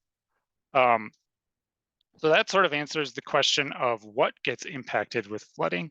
We also want to know who is impacted by flooding. And so what I'm showing on screen here is a social vulnerability analysis. This was conducted by Jackson Parr, who is with Wisconsin Sea Grant. And now the social vulnerability analysis looks at different characteristics of census block groups in the East River watershed municipalities, looking at social, economic, and demographic characteristics, all towards looking and characterizing, which are the areas that may need the most support to cope with flood effects. And of course, flooding is a challenging thing to deal with no matter what, who you are, what your social economic status is. But those folks who have the least ability to cope with the effects of flooding are going to be have the biggest challenge in dealing with flooding. And so what the colors on the map here show, the dark blue are those areas that have, based on the factors of this analysis, have seen the highest social vulnerability. So in other terms, the least ability to cope with damaging effects of flooding. And so maybe these locations might not be super surprising to a lot of folks familiar with the area. But what we can start to do is overlay those expected damages with where are those most socially vulnerable populations. So again, for this 3.4-inch rain event, 10% chance of occurring in a given year, we see that about 70% of those expected damages occur in those areas of highest social vulnerability. 70% of those damages, pretty staggering. I think we know that those areas that are hardest hit by flooding are some vulnerable populations, but seeing those numbers really drives that home. Looking at the bigger flood event, the 5.4 inches of rain, we see about 50% of the expected damages occur in those census block groups identified as highest social vulnerability. So digging into the data, we can start to kind of quantify what these impacts of these flood events and who might be experiencing those impacts, and really start to think about what those numbers mean. So talked about sort of what are the causes of flooding, who's impacted by flooding. And this final question is the big one. What can be done to reduce flooding? And as I said at the top, I don't have the answer to this, but just want to introduce some ways we've been exploring, what might be the answer to this. So one thing we've done with the East River Collaborative, we had an opportunity with some funding to expand our watershed modeling. So all of the flood mapping and modeling that I've shown so far, and that's available on our website, has been done with HECRA's 1D model. So this was using some of the available flood information study models that have been done for FEMA flood mapping, and sort of bringing them together and exploring different flood events. And what you can see here is the orange area is that 5.4 inch rain event, and the red lines are the East River watershed. There's 4 sub-watersheds, the lower East River, the upper East River, Bower Creek, and Baird Creek. And this just kind of shows the extent of that coverage. So with these 1D models, it does a good job of representing how water flows through the East River and the tributaries, but we need to give this model information about everywhere we want to get flood information. We need to have a cross section, a topography of the channel. So a lot of these upper watershed areas, we need to make approximations to estimate how much water is running off the landscape and getting into those channels and ultimately into the East River. So this does a pretty good estimate, but it's a bit hard to examine individual flood storage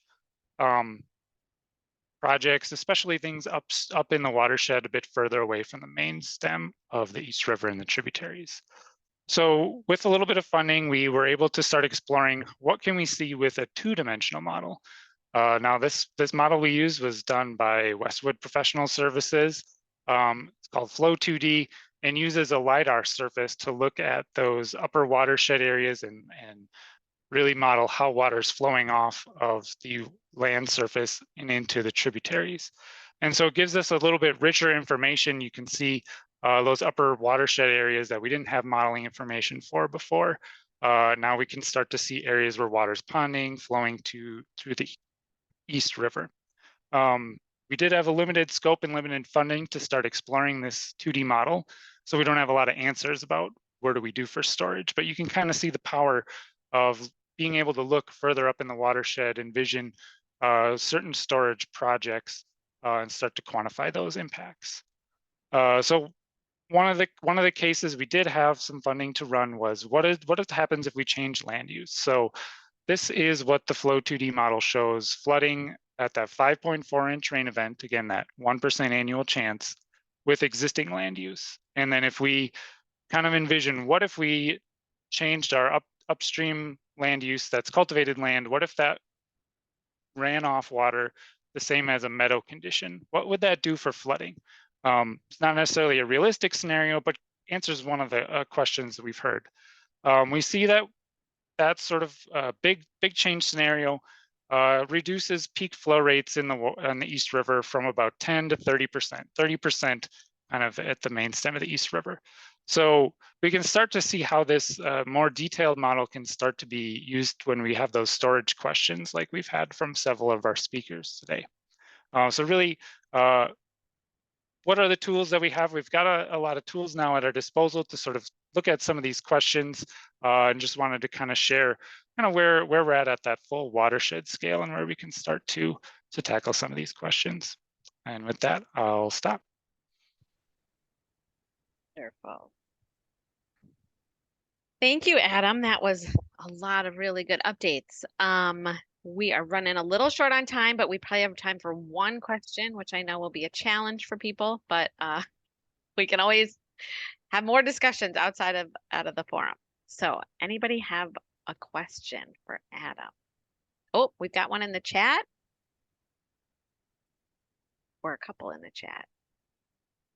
Do you want me to read those, Adam? So do climate projections expect the occurrence of that 3.4 inch and 5.4 inch events to change?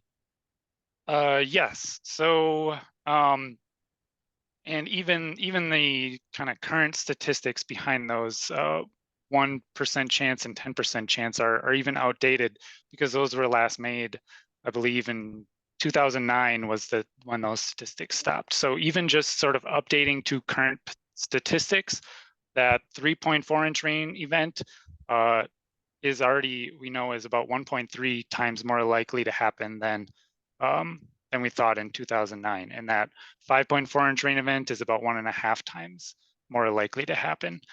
So we're seeing it already, and we expect to see it further into the future. Great. Okay, I'm gonna move us along, but there are a couple other questions in chat. So Adam, if you we'll move on, but hopefully you can either answer those in chat or give your contact info so people can follow up with you afterwards. All right, next up is Julia Nordyke with UWC Grant, and she is going to share more about the Resiliency Implementation Plan and some nature-based solutions. Julia. When you're in, we can see the notes, so you might want to change to presenter mode for your PowerPoint. There you go. Take it away. That worked? Looks good. I don't see your video though. Your video is black. Okay. But the PowerPoint's working. There you go. You're all set. Really? Go ahead. Yeah, looks good. Okay. Is this good? All right. Awesome. All right. Well, thanks so much. Carrie Hagano should be from the Nature Conservancy, would normally be giving this. Unfortunately, she has lost her voice today. But she did some great notes for me. So hopefully I can portray some of the information. So what we wanted to do is give everybody a preview of what's coming up in the next couple of years for the East River Collaborative and our core team, and working on towards the goal of planning for a resilience implementation plan. So the implementation plan is really the next step on building on the East River watershed framework, which was previously developed. It was an initial phase that identifies priorities, gaps, and desired goals and resilience for the East River watershed. Hopefully we can get a link to that just to refresh people's memories. And this next phase is really like jumping a little bit more into the weeds and like finding those shovel-ready projects that we can do some engineering design of and get some grant implementation dollars for. So the next phase has been generously funded through the National Fish and Wildlife Foundation grant, and also from the Fund for Lake Michigan. So we're really excited to continue this work in the watershed. The 4 steps in general are of doing an implementation plan, including exploring the flood hazards and the impacts with the communities, assessing flood risk using a decision support tool and under different scenarios, and then investigating natural and nature-based flood mitigation options. And then the last step will be helping prioritize and plan those using the decision support tool to evaluate the costs and benefits of those things. So if some of this kind of sounds familiar already, it's because it is. We've done several of those. We're kind of in the middle of some of those steps already. We've been working with the communities in the East River for several years now with workshops. We just completed a new round of community engagement where we went to the workshop and we conducted 6 workshops in the East River municipalities, like with the town of Rockland picture here, to ground truth. Julia, we're only seeing your implementation plan side. All right. So maybe what you thought wasn't working, what really wasn't. We haven't seen the advance of the slide. Okay. Zoom quit unexpectedly. Okay. Oh, you're good.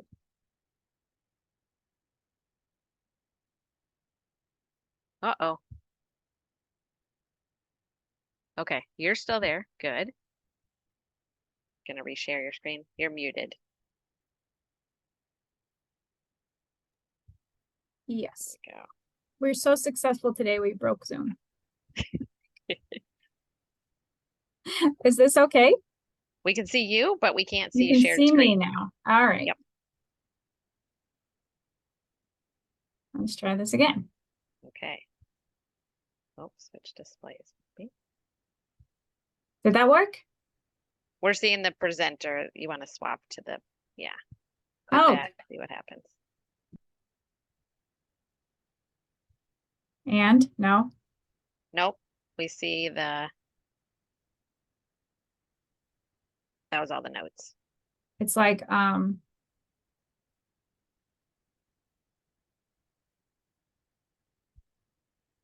what if I just actually share my real screen?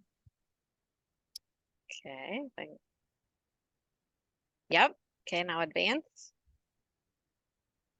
It works. There you go. We're on community engagement workshops. I'm very proud of myself for doing that, just so people are figuring that out. Okay. Virtual meetings are hard.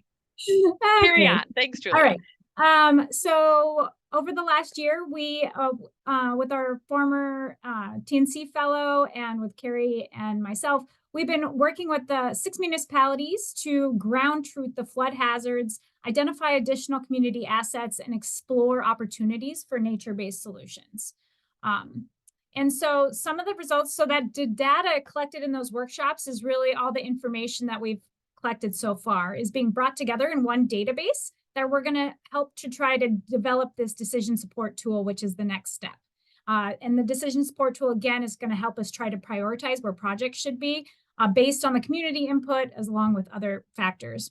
So here's an example of what it looks like right now. You can see the flood inundation in blue overlaid with points, line polygons representing flood hazards and so forth. So this is the 1,000-foot view of everything we've collected, but we can show you a little bit zoomed in a little bit here. So here's the data we've digitized from our workshop with Rockland. The flood extent is shown in blue from our modeling efforts, but then you can start to make out individual points and polygons that represent the data we collected when working with them, that they helped identify. So zooming in closer, for example, we see if we click and we can see an individual hazard here. And this one is farm flooding. So this is a field that gets a lot of farm flooding repetitively in general. So that's what that orange circle is. We also have, if you take a look, you can actually see one of the points down at the bottom in red there. This is a problematic flood point over a major road crossing. So that has been identified as a big issue for this area. And then we also worked with them to identify community assets, like things people really care about in terms of flooding or in their community. And so, for example, this one is, if you can see this line here, I think that's what that's called, is the Fox River State Trail. So we really were trying to look for things that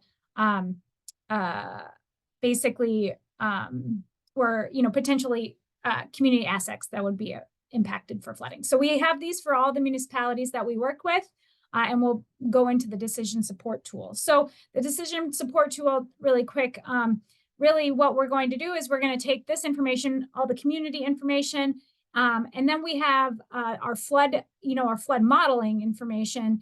And then we're also going to be thinking about how can we look for places for nature-based solutions. So I'm going to introduce to you just kind of what that means for the East River watershed right now and in general. And so the decision support tool will look at things like wildlife, the cost, maybe the HAZUS data, like what buildings or structures were involved in this area, so we can help really prioritize those things. Okay, so what does nature-based solutions mean for the East River watershed? Well, first, we're going to go back to school really quick and remember what the water cycle is. So really, nature-based solutions are runoff management solutions that are designed to mimic the natural water cycle, slow down, store, and absorb rain and snowmelt where it falls.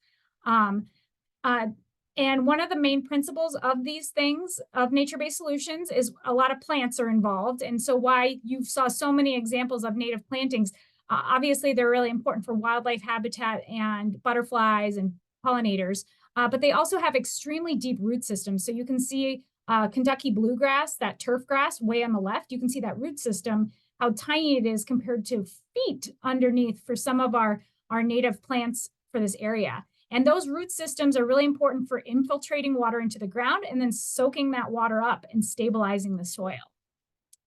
So nature-based solutions can include the preservation and restoration of natural landscapes like wetlands, forests, and floodplains. But they also, and many times, are engineered water management systems that incorporate natural features and functions. So here's one of our agricultural practices that is designed with wetland aspects. And so it's going to have wildlife benefits to it and water quality benefits that fits into the landscape too. It's really a new way to think about managing agricultural runoff and stormwater. We're really thinking about how do we slow that water down? How do we store it? How do we soak it up? How do we turn it into a resource? So this business park down in the Menominee Valley area, you know, all the stormwater comes off all these large industrial buildings, and it provides a wetland, has a recreational trail, provides an outdoor classroom, so forth like that. So for the East River, what the things we're thinking about, one of the main techniques is agricultural runoff treatment systems. This is pretty unique to our region that we have been piloting around, working with agricultural, with the farming community. And so this one, you can see really you have surface or tile runoff, and it goes into a first wetland treatment cell. It filters into the next one, and then there's a sediment trap, and then it eventually discharges out into like a creek or a ditch or whatnot. So this collects a lot of that sediment and can be replaced back onto agricultural lands and recycled back into the farm field. Another focus area that we're really thinking about is river and floodplain restoration. So this is an example over in Oneida, where the creek, we really want to think about meandering and like, what does the floodplain channel actually look like? And how can we let the river and the creeks travel where they need to go, and what buffers can we get in place? So that's a really important piece of that.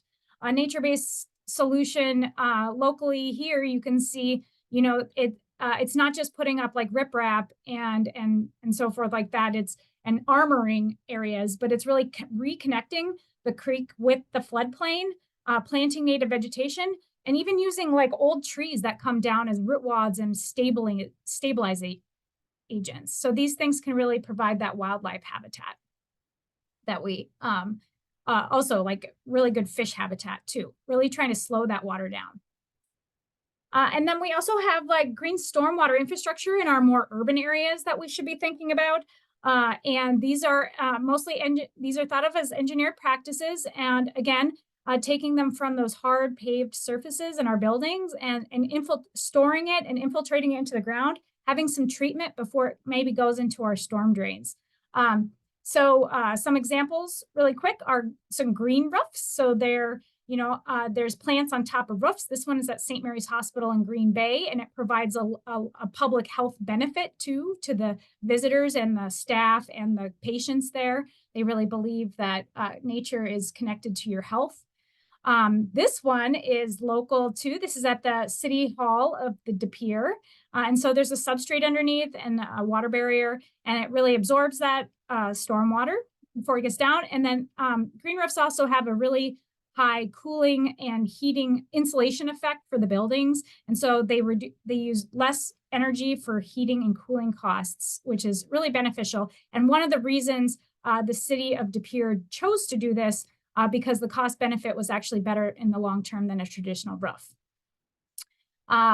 These probably haven't been seen around here, but green walls, you can actually capture and use them for aesthetic benefits. I think this one's nice. I guarantee there's a master gardener in your departments around town that would be thrilled to maybe help design and something like this. We also can use rain harvesting systems that collect rainwater and save it for later. This one, there's several of these off the 35th Street Viaduct down in Menominee, and it stores 68,000 gallons of Snow Mountain rainwater a year just off that highway. So we can scale these things up to prevent pollution from going in the rivers. In our urban areas, we also have, you know, what are called stormwater trees. And so these are specific products that actually allow the tree to grow healthy, which your local arborist would be really happy about, rather, you know, and increase the lifespan of our trees. And so this one like allows the tree roots to grow through the ground. One of the most popular municipal green infrastructure, stormwater infrastructure practices are rain gardens and bioretention systems, because you can build them in many different places at different sizes and in different shapes. And really they collect water. They're there to infiltrate the water into the ground and treat it. So trying to get away from this sad tree that was, you know, put in under our MS4 permit, perfectly fine, to something maybe like this. And where does everyone actually want to park when they go into a parking lot? We should be doing co-benefits. You can scale these things up. This is a school in the Milwaukee area, and it's turned into an outdoor learning center, and it used to be just like a concrete pad, and it now functions as a place for recess, outdoor learning, and treats all of their stormwater. I also want to just share like bioretention. It can also be just really simple too. So for engineering and public works departments, you want to make sure it goes within your operations and maintenance. So this one, for example, was designed specifically with that in mind, and what would be the most easiest to maintain, and that can be mowed, frankly, but still providing that benefit. Bioswales are like elongated. They can capture more runoff from roads, and you can kind of see how these are engineered. They convey water in a certain direction and really focus on slowing it down and infiltrating. Here's some in the road medians as an example. And then permeable pavers. These, we're going to have an example of a local one soon, but this one is, I was just visiting Oak Creek down in the Milwaukee area, and they have these beautiful pavers, all grant funded. The whole thing has been grant funded for them, otherwise they wouldn't do it. Really high success, even with ice treatment. You can see it was raining that day, and the rain's not soaking in on that right side of the road, but it's infiltrating into the ground where those pavers are. And they also come in a lot of different technologies and can be placed in different strategic locations, just like on a parking edge, rather than like the whole road. And then the last is really thinking about how can we increase the natural features in our own communities. For example, urban tree canopy. Full growth trees, they provide a lot of co-benefits to our community, but they soak up a lot of water, and they capture a lot of rainwater, and so can really slow that down. Thinking about our urban streams, like changing from something like looks like this, maybe to protecting those like most vulnerable areas, like direct runoff that's going directly into those creeks. How can we help that? And another one that's one I think could work well in this area because of the water table is being high is constructed wetlands. So these are engineered systems. This one's outside of Ann Arbor. It's providing a water quality benefit to meet their TMDL. It's also 4.5 acres stormwater control. And this picture, I'm standing on a path that's walking all the way around the whole thing. So it's a huge community asset for people for recreation too. And so just in general, these nature-based solutions, what we're really thinking about with the East River Collaborative, and as we start to try to look for opportunities, is that we understand all the communities are, unique, and we're really just interested in understanding where maybe these types of systems can help meet your goals, because they're not just, gray structures that are just put in, but they also have a lot of co-benefits. And so what kind of practices could help meet some of your other community goals that are not just managing the runoff too. So with that, I will stop. Wonderful. Thanks, Julia. That was a lot of, oh, where'd you go? That was a lot of really great, I'm going to add you back. Okay, there we go. Now we're both here. Really great examples and exciting possibilities, both locally and from other locations. So any questions? We have a couple minutes for questions for Julia on the implementation plan or examples of nature-based solutions.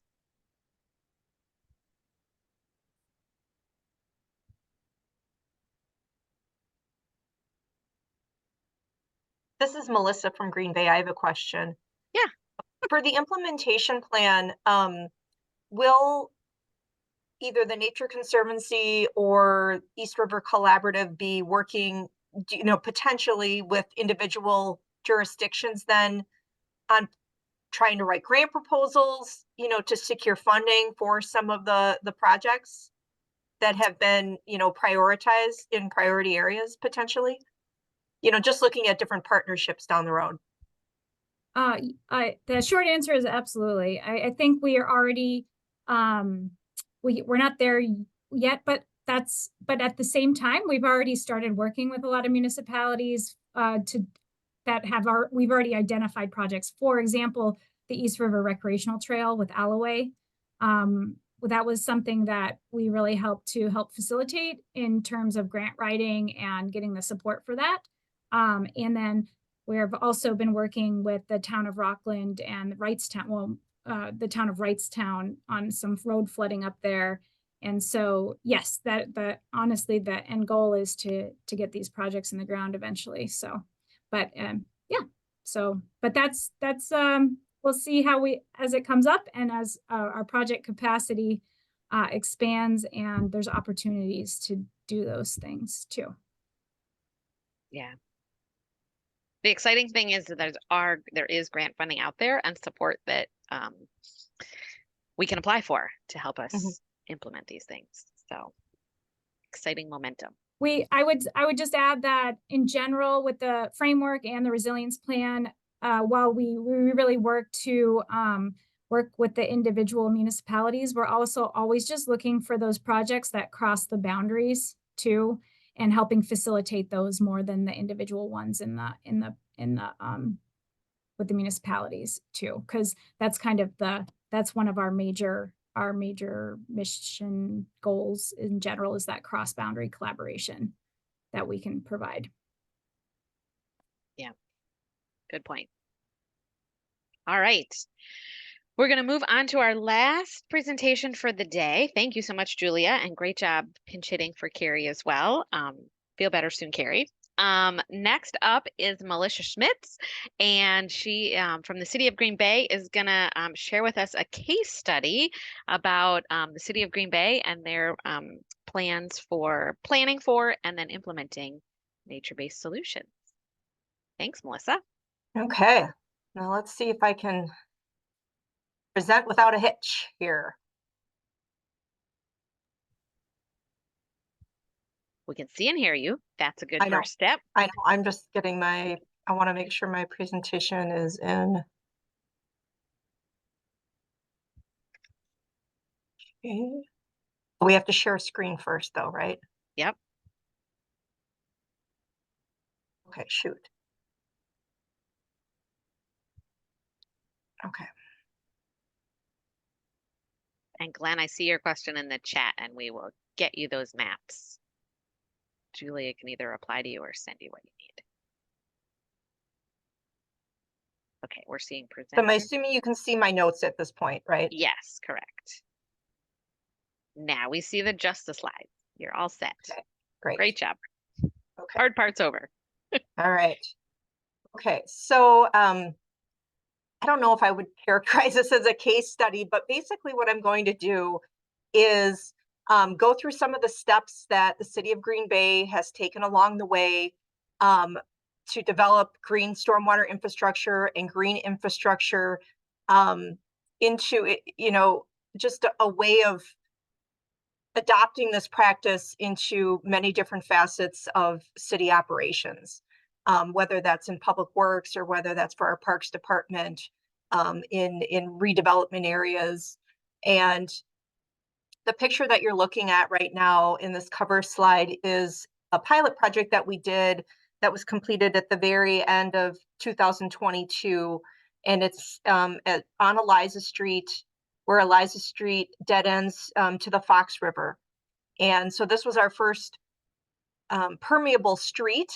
We've done other projects as well, but just wanted to show this area. We see a lot of great stormwater capture and treatment before it empties into the Fox River. So that's part of the reason why this site was was chosen. So some of the steps along the path, and not all of these are in perfect order, okay? You'll see something that is a repeat in my bullet points, and that was intentional. But I would say one of the first steps that Green Bay took was educating local officials.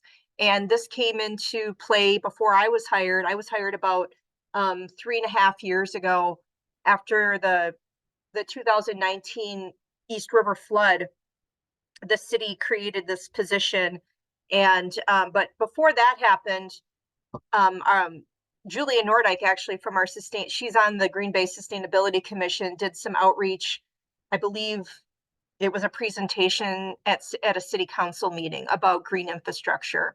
And at that time, we were only calling it GI, just green infrastructure. We weren't calling it GSI. So that's always a good starting point. Secondly, the city decided to hire a dedicated person to resiliency. Which again, I've been here for about 3.5 years, that a person that can really focus on identifying areas to do projects, applying for grant money, coordinating with different agencies and stakeholders, which again, the East River Collaborative has been instrumental with being able to pull all of us together, all of the different municipalities and other stakeholders in the region.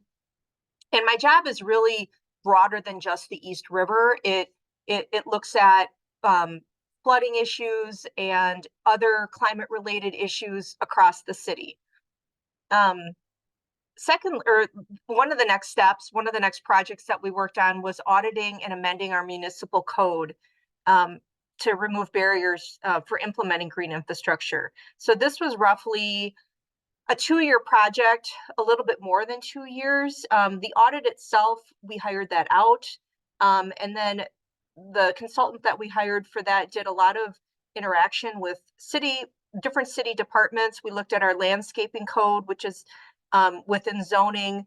We looked at our stormwater management code. We looked at all different things within our, I believe there was about 6, altogether there was over 18 different amendments. And anybody that works in city government knows that it's not always easy to move these things along. So that's part of the reason. And there's a lot of law review involved and public comment. But in the end, I feel that the amendments that were made to the code really allow for more green infrastructure to happen within the city of Green Bay. So that was happening, and a lot of these things are happening concurrently. So if you're a city and you're looking at doing these things, there isn't like a set game plan that you have to do things in these order. And maybe your code is already in good shape and you wouldn't need to do a code audit, but it's always a good thing to look at. Piloting and promoting green stormwater infrastructure is so important. It gives the community and your elected leaders and staff people good examples to look at of what has been done already. So some of the pilot programs that the city has done for green stormwater infrastructure, the first one, which was in 2015, I believe, was our Bay Beach. We have a parking lot that's permeable asphalt at Bay Beach. And that was also partially grant funded. Our city deck, the pavers there, that's also permeable. Eliza Street, which I already mentioned, with the articulated concrete blocks. And then we're going to be having stormwater trees with engineered tree pits installed at our shipyard development project. So hopefully, I think that's supposed to be happening quite soon. And then the Webster Street bioswales, which really wasn't a pilot project, but it is a very visible example of green stormwater infrastructure within the city of Green Bay. So can't emphasize that enough, is to get projects in the ground, even if you don't have a full-blown green stormwater infrastructure program designed yet. It's good to get some example projects into the community. Building staff capacity. So we applied for a grant to do the Eliza Street project. That was also a grant to build our staff capacity of our engineering and construction staff as well within Public Works. Collaborating with the East River Collaborative and other jurisdictions has been, and the Army Corps of Engineers, has been invaluable. We couldn't have done probably half the things that have happened without those collaborations. And the modeling work that was done, and just having those relationships just furthers the work. And then part of our other step was assessing our flood hazards and our impacts. We did that through workshops. Julia talked about that quite a bit already, but we did that as a staff. And we also invited our elected leaders to join us in those workshops as well. Educating local officials, I'm putting that in because as you have new elected people come into office, not every, this is a continual thing. And so always look for those opportunities to either present at council meetings or presenting at committee meetings, and educating that not on just what green stormwater infrastructure is, but what it does and what the benefits are and the why it's necessary, what it's going to provide beyond just a surface to drive a car on. So these are all very important things. We've done that with the Nature Conservancy and with Sea Grant, with doing some co-presentations in front of our Common Council. And then another piece of this that we've been developing just in the last 12 months or so is providing financial tools to the community so that they can look at different things that they could potentially install for green stormwater infrastructure on their own properties. It's one thing to promote it and to set an example, but then the next question always is, well, how can I pay for this? Or I might need help paying for this. So the city of Green Bay has utilized some of our ARPA funding to establish 2 different grant programs. One was for commercial, one is for commercial properties, and it's really to spur, help spur economic development. And those would be larger scale stormwater infrastructure projects that have green stormwater element to them. And then we also have a grant program for residents to use to install rain gardens, stormwater planters, and permeable driveways and sidewalks at the residence. It's a $10,000 loan amount. We could go higher depending on the project, and it's a 2% interest rate paid over 10 years. So we have those 2 programs. We also have a revolving loan fund program. We also have a commercial facade improvement program that could be used to install green walls for commercial properties. That's one of the eligible improvements. And then there's PACE financing, which is a financing program not available through the city, but it is available to commercial properties, and it's available throughout Brown County. So we have all of these things in place. We tried to get a couple of other green stormwater infrastructure projects approved, and our city council didn't want to spend the money on these road projects, but what they did do is they instructed us to form a plan. They wanted to see a plan in place before any other road projects that involved green infrastructure came before them. So that really spurred our citywide GSI plan, which is what I'm going to talk about in my other slides.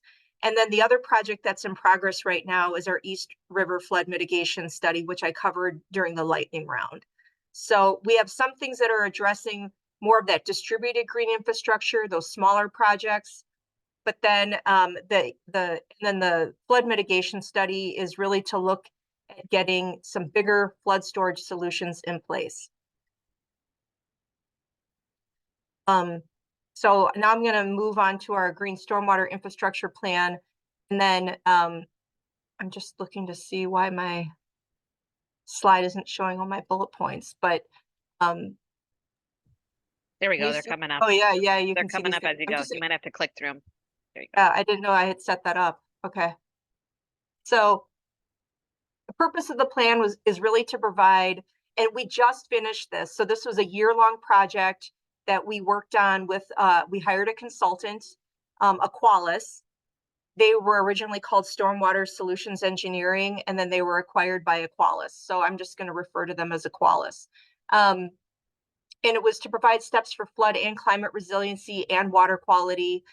We really wanted a big game plan to identify and prioritize and how to track the projects, look at solutions that were appropriate to all the different soil conditions found within the city of Green Bay. I mean, obviously we want to reduce flood risk, especially along the East River and in some of the neighborhoods surrounding the Western Slough, which is on the near west side. And then have a prioritized actionable list of GSI projects that we can do on public within the city of Green Bay lands, but then also we identified projects on private property as well.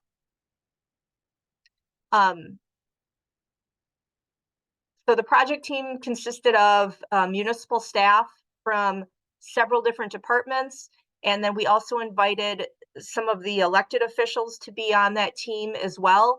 It was more of high level for the elected officials, but we had really great interest and involvement from several.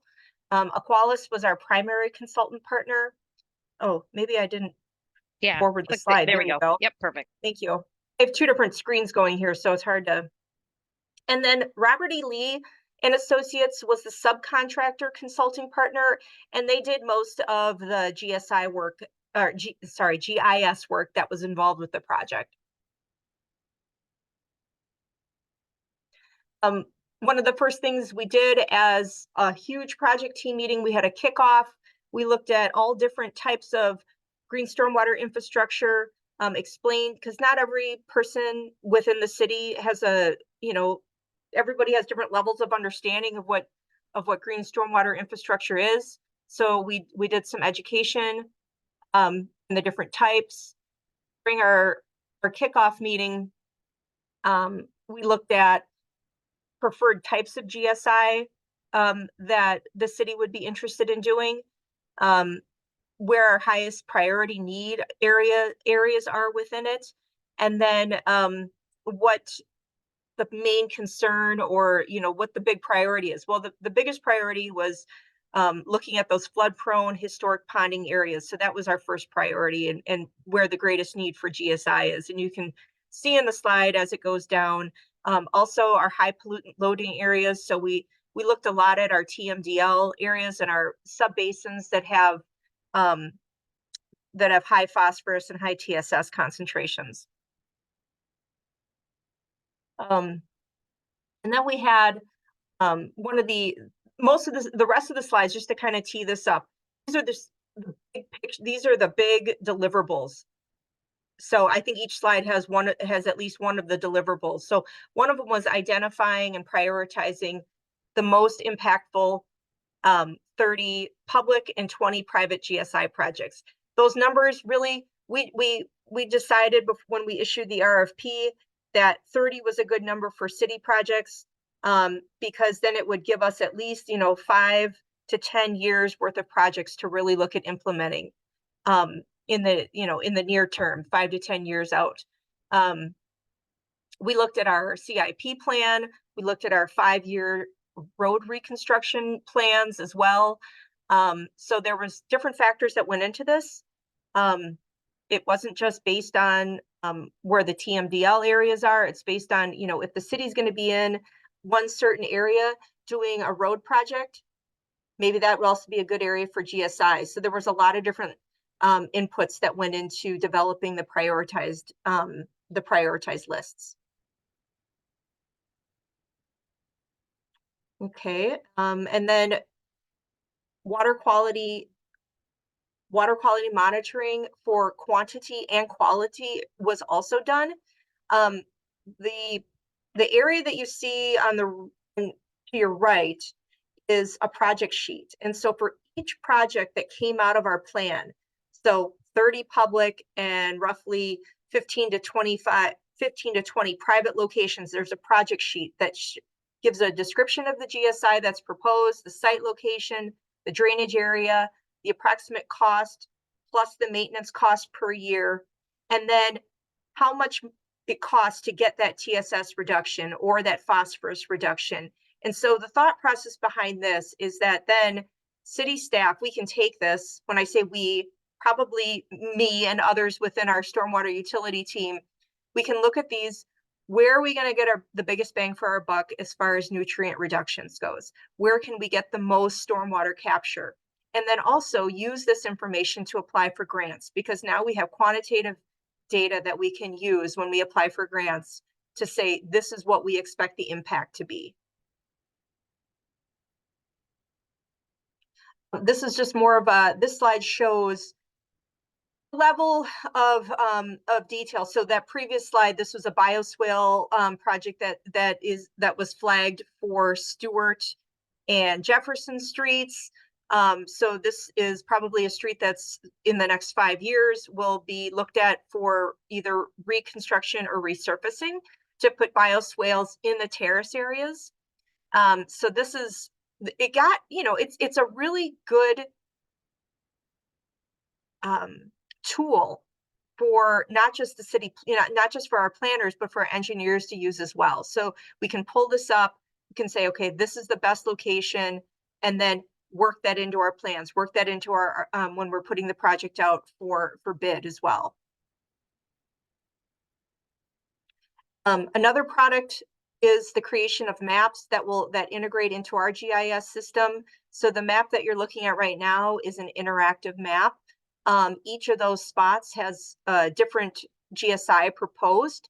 So this is public and private. And then when a person clicks on one of those points, it will bring up all of the benefits from a quality and quantity standpoint, the acreage. It'll have all of those data fields that we identified in the project sheets right into this map. And then as we complete projects, we can then also update the point with when it was installed, when was it last maintained, and we can keep this as we track projects over time.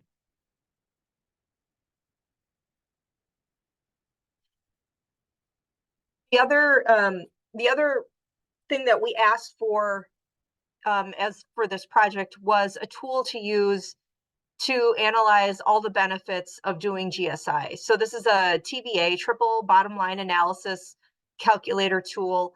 Our consultant did not develop this. This is something that was already developed by the Water Research Foundation. It's a huge program. I will probably be the main one utilizing this as we look at projects going forward. But the nice thing about what the consultant did was it took all of the projects that we have now, and it's already in the calculator. So if there's a brand new project that we haven't thought about yet, that we're thinking about down the road, we can keep using the calculator. But right now, all of the inputs have been preloaded into this. It identifies, the potential economic impact for green jobs, ecosystem benefits, water supply. There's many economists that built this tool. So this will be a really exciting thing for us to use as we move ahead. Because what we found is you can't just sell a project based on, oh, we're going to get TSS reduction. It's not enough. So we need more information to share with folks when we're asking to do these projects. We also have an evaluation process for city staff to use to determine the feasibility. And this was specific for right-of-way projects. So the projects that are in parking lanes, projects that are being proposed for in the terrace areas, anything within the right-of-way. So this will be something that primarily public works staff will be using. Melissa, we're almost out of time. Are you? I know, I'm going really fast. I only have 2 slides left. Okay. And then we also have design guidance for our engineers as well for the different types of GSI projects. We're also going to make some of this that are more general in terms. We'll make this publicly available on our Public Works website so that other, private development can also utilize these, the design and construction detail as well. Maintenance and operation guidance for primarily for city and field staff to use. Sometimes the easiest part is getting the project in the ground, but then how do we maintain it so that it keeps functioning the way it was intended to function. That's super important. I think right now that's like the biggest barrier that we have, or I guess the biggest hurdle that we have to overcome as a city right now is, how do we institutionalize the operations and maintenance of our green infrastructure? And then everything was put into a nice, humongous plan. And that was really everything I had to share. Awesome. Julia did put the link to the GESI plan in the chat, so that's great. Trisha asked, is it on the Green Bay website, or where could people find it? Okay. Most of it is. Some of it's still in draft form because I'm actually still going back and forth with the consultant to get some minor changes made. Okay. So what is on the website right now is technically in draft form, but the whole GSI plan was approved by City Council. Okay, great, wonderful. We're running short on time. This was a quick one. Do you know the soil types in your project areas? Yeah, all of that. All of that was taken into consideration. Mm-hmm. Okay, so they could find the answer to that in the plan. I don't know if that is part of the plan because, some of that was just information that the consultant used in determining the priority areas and the types of GSI that were appropriate. But the actual soil types, I don't know if that was shared out as a comment in the report. Yeah. Okay. I have lots of questions and we don't have time. So thank you so much, Melissa. So Melissa's contact information was there. Feel free to reach out to her. Really great plan and exciting product from that. And I think a lot of pieces that other communities might be interested in digging in deeper and maybe replicating in their communities. Okay, I'm gonna end us on time, but I wanted to share a few announcements.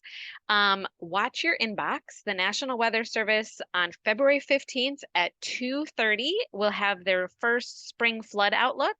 So we will share that call information with the listserv.